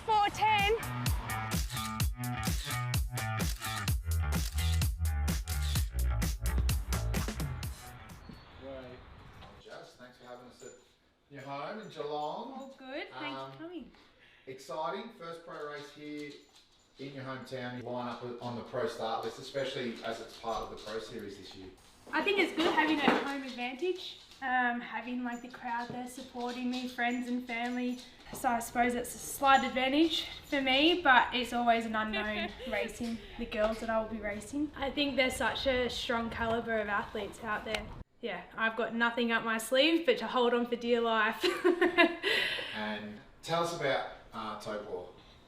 So I knew what I had to do on the bike, and it sort of played to my advantage. Having the roads that we have here is very similar to what was in Taupo, so I think that's where I gained a lot of my speed and time out the front. And then the run course just brought it home. So having people like just filled both sides, the entire course just made a world of difference. Coming home with that lead, it's a feeling I've never had before, and yeah, I think it was one of the best days I'll ever remember. So we're on Point Henry at the moment, so this is that flat out and back section on the bike course. Usually a headwind either direction you go. I think having a massive crowd down here will make a big difference and sort of replicate what happened in New Zealand. Winning age group in Taupo, how does that kind of give you some confidence coming into your first pro race as well for Geelong here? It does, because when I put myself against the pro girls, I think I was like 35th or something, which I know I still got a lot of work to do, but knowing that I'm already in the mix of all those girls will make a massive difference. But I mean, the dynamics are extremely different. Like, I was by myself all day as an age grouper, but this I'm actually going to have people around me, which will sort of make the day even faster. So I know I'm ready to be against these girls and improve from there. So. Thanks for joining on my little ride around Geelong and the bike course. Hopefully see you all out there on Sunday. Eat my dust.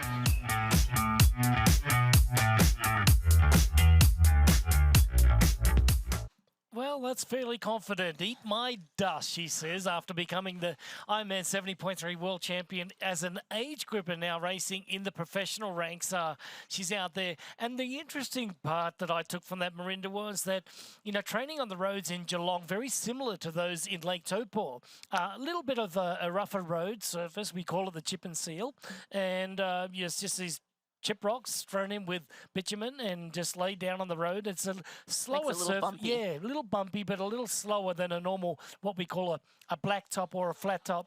So it's slower surface. because the tyre is bumping along the road. So the trend these days with athletes has been for lower pressure in the tyre, Correct. which allows for the tyre to have contact the whole way around. And so when you have a road that's a little bit more rough, there's vibration. And so when there's vibration on the wheel, it just slows the velocity slightly. So that's the difference between a super smooth road, which will be much quicker than a chip seal road, which is what she was chatting about there. Taupo, certainly chip seal, and Australian roads also very, very similar in a lot of places.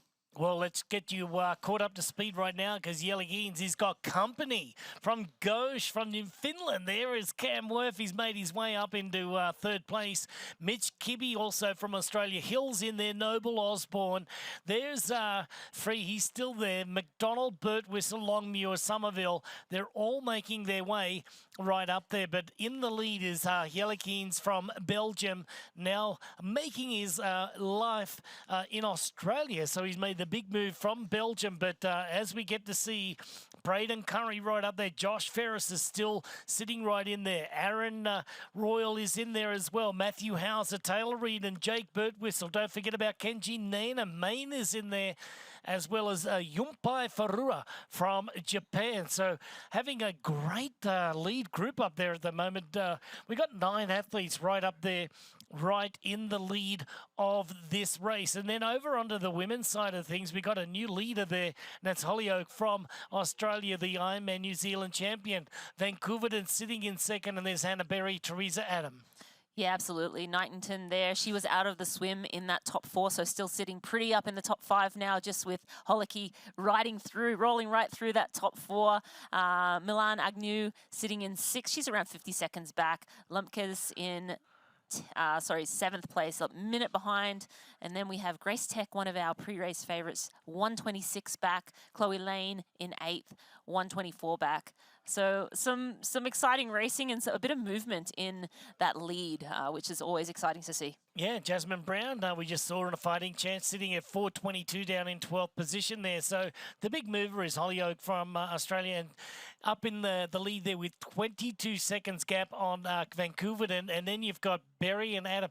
So we've got about 3 athletes riding along in very, very similar proximity there. And then Agnew and Lumpkes are just separated by just seconds. So a close race here. We've got almost the top 10. We've got top 9 athletes in our women's division, all within 1 minute and 30 seconds. So that is a close race right now. Yeah, absolutely. And really the one that making the moves, though, Holike, again, backing up from Ironman New Zealand only a couple of weeks ago, winning that race and then coming here to Geelong. Clearly her legs are feeling good. Again, we chatted about athletes being able to back up a little better these days. Their nutrition is come a long way. Obviously, the super shoes helping as well. The legs seem to recover a little quicker from that too, but definitely an informed Regan Holike leading this race and riding away with it at this point. Yep, she is certainly having a great day out there at the moment, riding along nicely. These roads we're talking about, with Jasmine Brown just training on these roads, saying they're very similar than those, over in Lake Taupo. The roads here are a little bit bumpy, and as you were talking about it really did, make my ears perk up, because the tyre pressures are something that back in the day, the harder the tyre, the faster you go. Well, not really, because the tyre's actually wider now. So you can ride a wider tyre like 23, 25, 28 mil, whatever it is, but at lower pressures. So you like 60 PSI. It's 60 PSI. It used to be like 150, remember, way back, and then it was sort of 120, and now 60 to 70 PSI. Their tyres are not with tubes inside, generally tubeless tyres as well. So technology coming a long way. And if you're just joining us now, I'm Marinda Carfrae, joined by Greg Welsh, and we are having some technical difficulties down in Geelong, an internet outage, and we are working very hard to get those live images back up as soon as we can. But exciting racing. Women have just gone through the 27-kilometre mark, and they are rolling.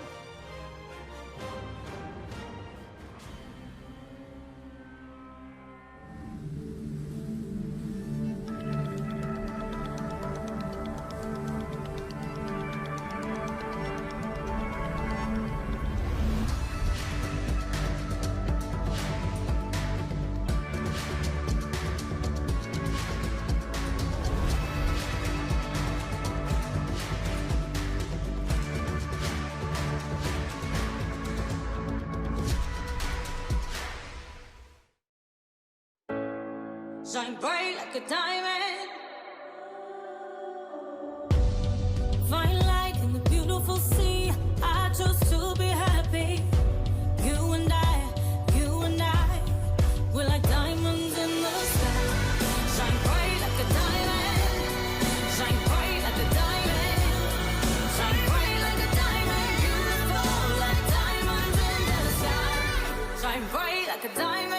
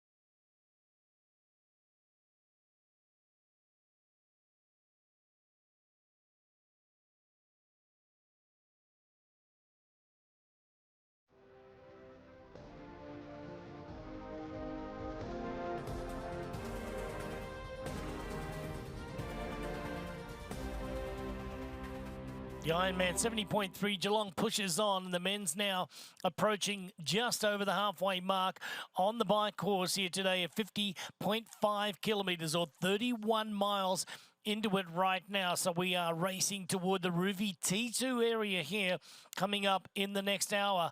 And then we'll be heading off onto the Roka Run. Now on the women's side of things, Hannah Berry is having a race of it right now. Hollyoak from Australia in second place. Natalie Van Couverden sits in third. Teresa Adam in fourth place. And Hannah Knighton in fifth place in the women's race. Now, get you caught up to speed on the men's race. Yelly Geens is leading on the bike. Braden Curry, Josh Ferris, and Bert Whistle. McDonald and Royal are in there. So too is Taylor Reid and Furua from Japan. Now, Cam Worth and also Kenji Nina have joined that lead group there. Szynski and Sam Osborne. Brendan Copeland from Australia as well. So a very, very close race in the men's division. And 8 women all within 1 minute and 30 seconds. Like we were just saying a moment ago, sorry, and we do apologise for our internet outage right now here in Geelong.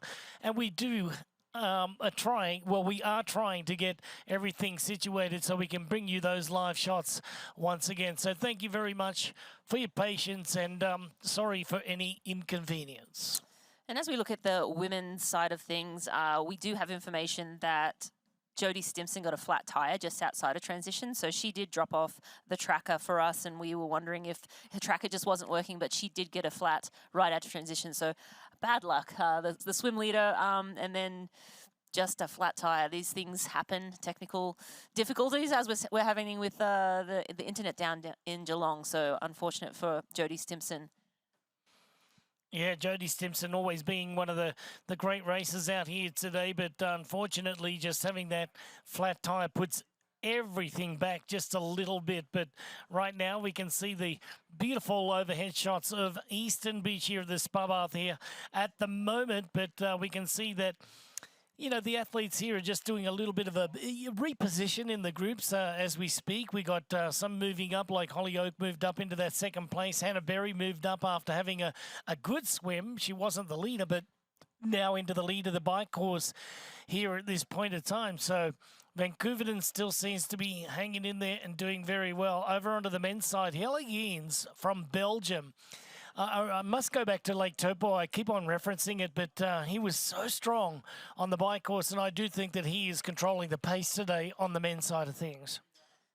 Yeah, he just looks great. He came out of the swim right in that front pack, right in the mix, and then to go to the lead when you're a great runner. I mean, there are some very good runners. Matt Hauser, an unknown at this distance, a very good runner in good form off of Abu Dhabi as well. So that's an athlete to look out for, but yeah, taking the bull by the horn, so to speak, seeing Helle Geens up in the front. So definitely an athlete we will be watching.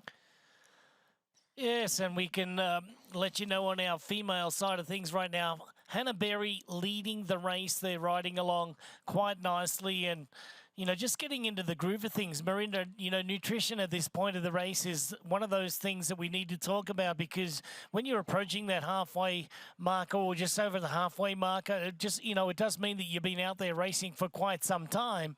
And unlike a shorter race, you know, nutrition is very, very important to keep those calories up, to keep, you know, ingesting what needs to go through the body to give you that energy. Now, you know, giving that, we're you know, talking about a race of this magnitude and strength, well, how many calories per hour are these athletes actually consuming in proteins and carbs? Can you break it down for us?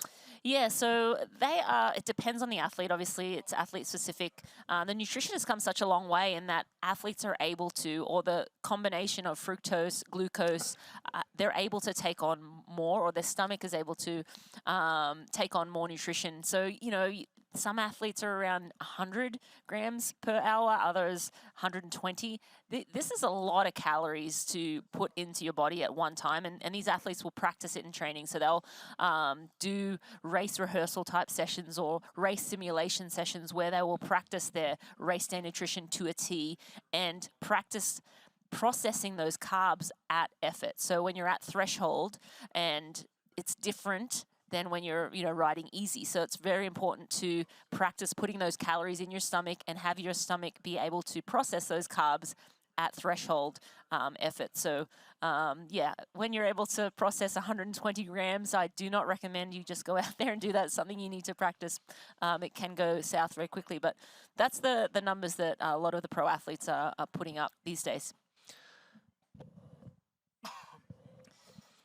And as we look at the leaderboard here, we have Hannah Berry up in the lead. Regan Holicky, I was saying that incorrectly. Thank you to a friend for pointing that out. Natalie Van Coveren in third. Patricia Abram up in fourth. Hannah Knighton in fifth. And the athletes are out on that bike course. We're waiting for the next time split to come up. But for now, we're going to have a fighting chance with Kurt McDonald. This is my secret warm-up for Sunday morning. Hey, you come here often? How good is Geelong?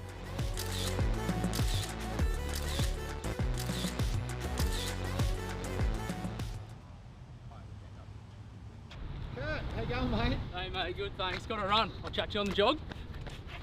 This is my second time here. First time was last year. Oh, I think it's a little bit different this year. I mean, the swim speed is going to be right up with the short course guys jumping across, so it'll be in my best interest to get in that group and just see who's there. I don't think I'll be quite as aggressive as last year. I always go through the start line and find athletes that are similar to me, but at the same time, I don't spend the whole race looking out for them. So, I mean, there's no friends on race day, right? I mean, we make each other better in every single training session, but once that gun goes off, I'm really oblivious to who's around me and just trying to pick up every position possible.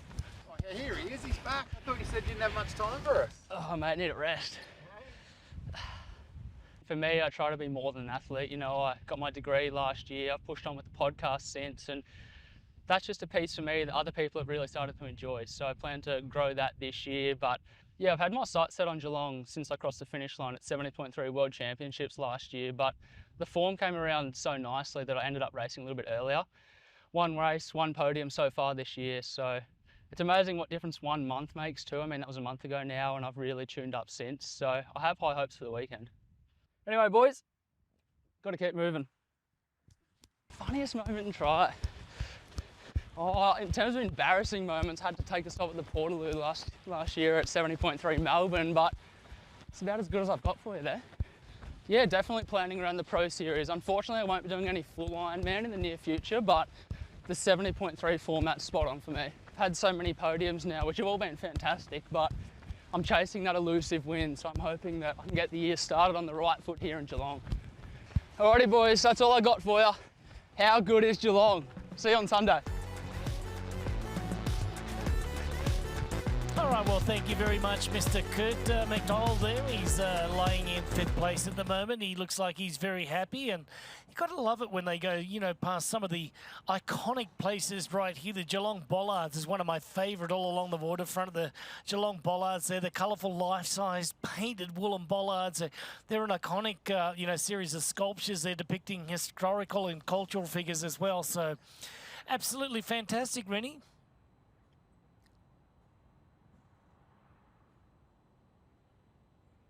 And some of the other features along the, you know, the beachfront here on the Eastern Beach, you know, they've got the spa bars, you've got Corio Bay, and also the Eastern Circuit out there, Eastern Lake Circuit. The, you know, Point Henry, we've got the Mullip Salt Flats as well, and then you get out onto the famous Port Arlington Road before you get out to the Cooloo's Golf Club as well. So lots of great spots on this course as we speak. But getting you caught back up to speed, Yellowkeens is still leading our Ironman 70.3 World Champion from 2024. Now, if you want to know any more about the Pro Series, you can always go to proseries.ironman.com, where you can find all the information about last year's standings, all the bios from all the pro athletes as well. And if you want to follow along the course with us, you can go to the Athlete Tracker. You can download that on Google, and you can download it in the App Store as well. So the Ironman Athlete Tracker. Yes, absolutely. And that's actually what I'm referring to right now. Kurt McDonald, the man we just had on the AFC, is leading the race right now. He is in first, still in that pack. He sort of just taking his lead on the front right at that time check. We have Braden Curry sitting right in second. Jake Birtwistle third. Yellowkeens sitting in fourth. Ben Hill up in fifth. Josh Ferris still sitting in that front pack in sixth. And Aaron Royal 11 seconds back, so in that main group in seventh. Kenji Nina as well, sitting in 8th. And then we have Cameron Main and Taylor Reed. And then... yeah, rounding out the top 10, and you got Yumpai Furua from Japan at 18 seconds. And also at 18 seconds is Osborne from Australia. And Will Clark is sitting in there as well. But that is a group of 13 athletes separated by 19 seconds. And there he is, sitting in 14th position. That's Cam Worth from Australia. We're expecting him to come rocketing through this bike ride, but it hasn't quite happened just yet. Then Ben Hamilton sitting right in there, just 5 seconds behind the Australian Cam Worth. And then Wilson and Kibbe, Osborne and Szynski are rounding out the top 19. And then at 40 seconds, we've got 20 athletes, Marinda, all separated by 40 seconds. That is one heck of a lead group. Absolutely. And actually getting some feedback, Cam Worth only had one gear at the start of the bike. So I don't know if he was able to get that rectified, because he is flying. Did he forget to charge up his battery, electronic maybe. shifting? I don't know. Maybe, he's riding very well regardless. If that, I hope it must be a big gear. You can't be spinning out at 180. If there's anybody that can handle one gear, it's Cam Worth, and I would I'd put my money on him to you know, come on into the transition area, maybe in the lead group, even if he did have one gear. But we'll get to the bottom of that in just a few moments' time. But yes, the athletes in our men's division here, in our men's professional division, have hit that 45-kilometre marker, so they are over halfway, Marinda, and making their way back toward town. They will get out there onto their second lap, which they're on it right now, and then repeat that lap as we speak of in the Zoot bike course. And as we look at that, at 1 hour and 11 seconds through the halfway point, so that's looking at a 2-hour bike split. The fastest bike split here in Geelong for the men, 1:58.53. That was by Mike Phillips back in 2023. But typically, the times are more like 2:02, 2:03. 2024 was a 2:03. So they are on course for close to that record time if they don't fall off in this second half of the ride. And then talking about it on the women's side of things as well, you got Amelia Watkinson from New Zealand, a great cyclist out there with a 2:17. So smoking hot times here. You can just tell that, you know, over the years that aerodynamics and, you know, technology has really allowed these athletes to not only ride faster, but on lighter bikes, but better technology, better aerodynamics, and better nutrition, better training, and they're just, you know, going through their paces and through the years just picking up all the experience as they go along through time. So at 45 kilometres, I tell you what, when we ran the Kurt McDonald piece, wasn't it funny that he actually went into the lead there because he's racing against the world champion? Yeah, not afraid at all, the young man taking the lead there and taking his turn. But, yeah, the world champion, but a number of other big names in our sport are in that front group. So maybe a lesser-known triathlete, but a very good one. And it was great to have caught up with him for a fighting chance earlier in the week. I love the start of that, him running through the bollards. There's over 100 bollards, those wooden people that have been painted. They're historic figures throughout Geelong's history. So just another really cool feature of Geelong. I remember going down there and racing and seeing them, and it's not till now that I knew what they're all about. So lots of great features around Geelong. Geelong, of course, the second largest city in Melbourne. And we are still, if you're just joining us, I'm Marinda Carfrey alongside Greg Welsh. We are still having some technical difficulties. An internet outage down in Geelong has us enjoying the scenic view of the harbour and Karoi Bay, but we are hoping to get back some. Yeah, we'll be back in just a few little moments here. We're trying to get situated with our internet outage down here in Geelong, and we'll try and get it figured out and be right back. We're just going to take a short break, but we'll see you soon.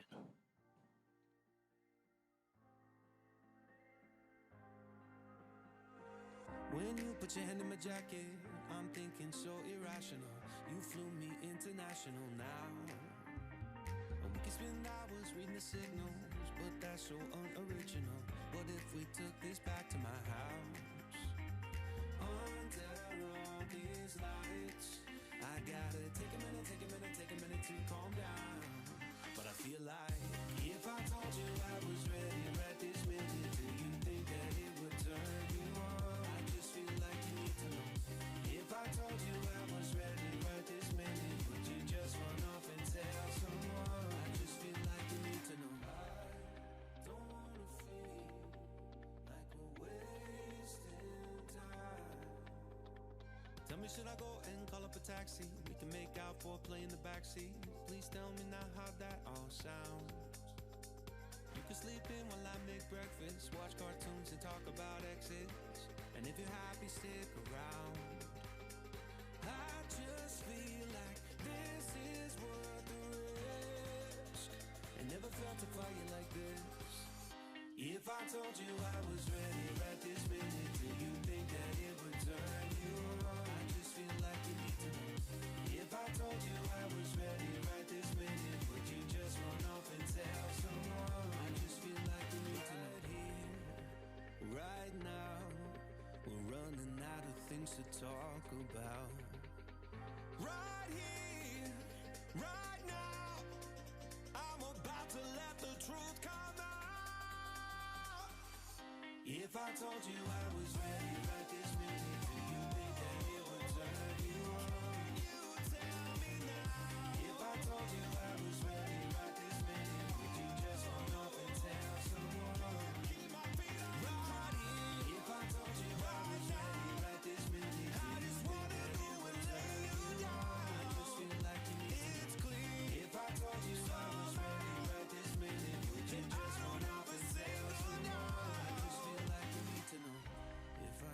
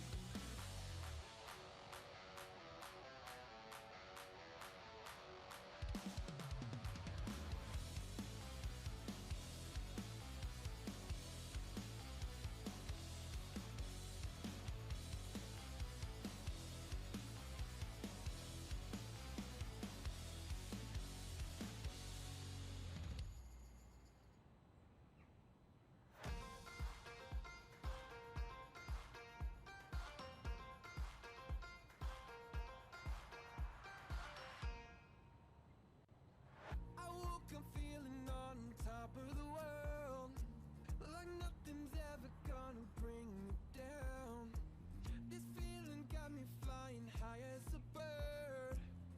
I may never touch the ground. It may not be my birthday, but I just wanna celebrate. I just wanna celebrate, 'cause it's a good day, good life. I just wanna celebrate all night.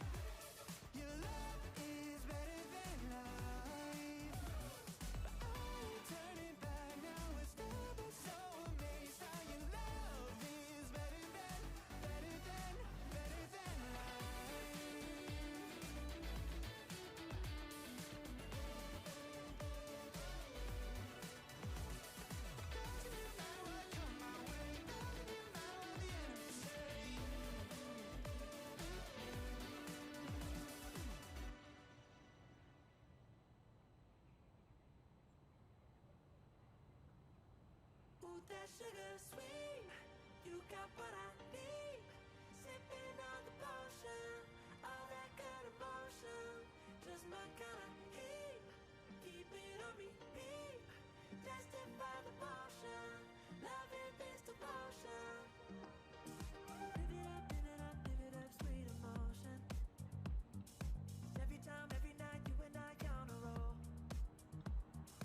Switch it up, switch it up, switch it up where I'm going. Stay on the fly just in time, know the right way to go. I'm on the road, it's my time, taking control of my life. I want to run the red lights, I've got to run this show. You always take me so high, you always make the highlights. I love the way we vibe, you're like a centerfold. Ooh, that sugar sweet, you got what I need. Sipping on the potion, all that good emotion. Just my kind of heat, keep it on repeat. Destined by the potion, loving this devotion. Ooh, that sugar.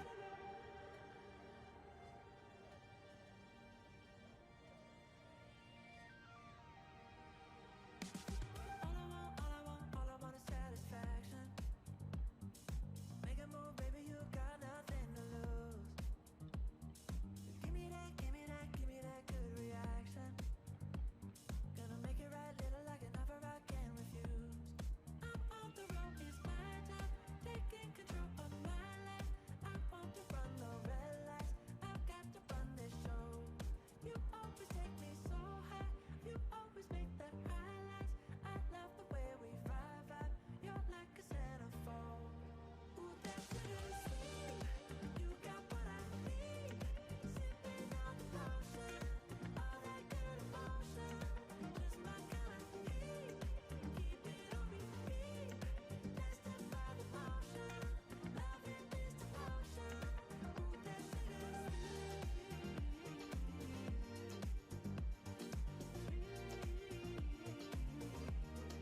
Ooh, that sugar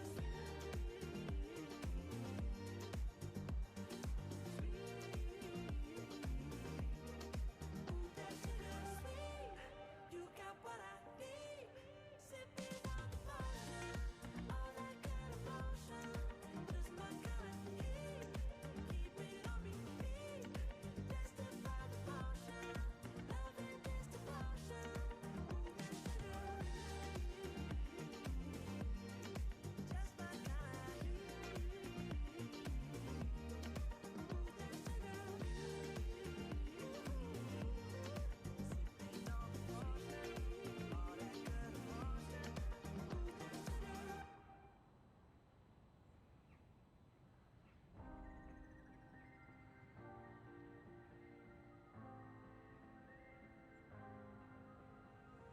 When you put your hand in my jacket, I'm thinking so irrational.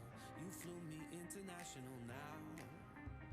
And we can spend hours reading the signals, but that's so unoriginal. What if we took this back to my house?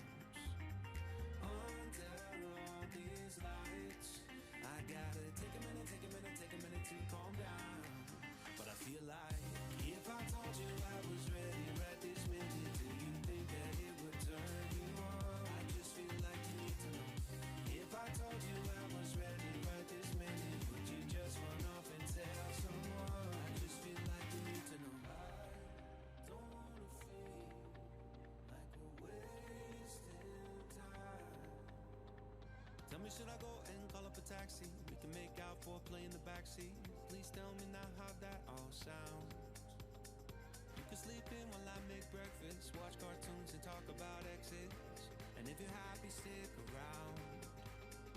I just feel like this is worth the risk. I never felt a fire like this. If I told you I was ready right this minute, do you think that it would turn you on? I just feel like you need to know. If I told you I was ready right this minute, would you just run off and tell someone? I just feel like you need to know. Right here, right now, we're running out of things to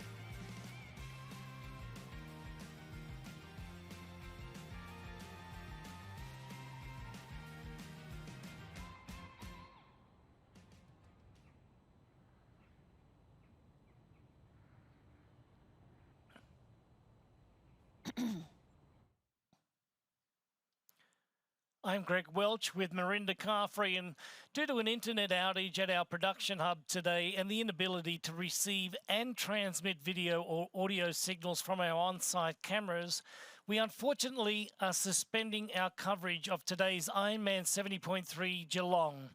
Please follow along with our social and digital channels at Ironman Tri, at Ironman 70.3 Geelong, and the Ironman Tracker app, and at proseries.ironman.com for live race updates. We deeply apologise for the lack of live coverage due to this unforeseen technical issue.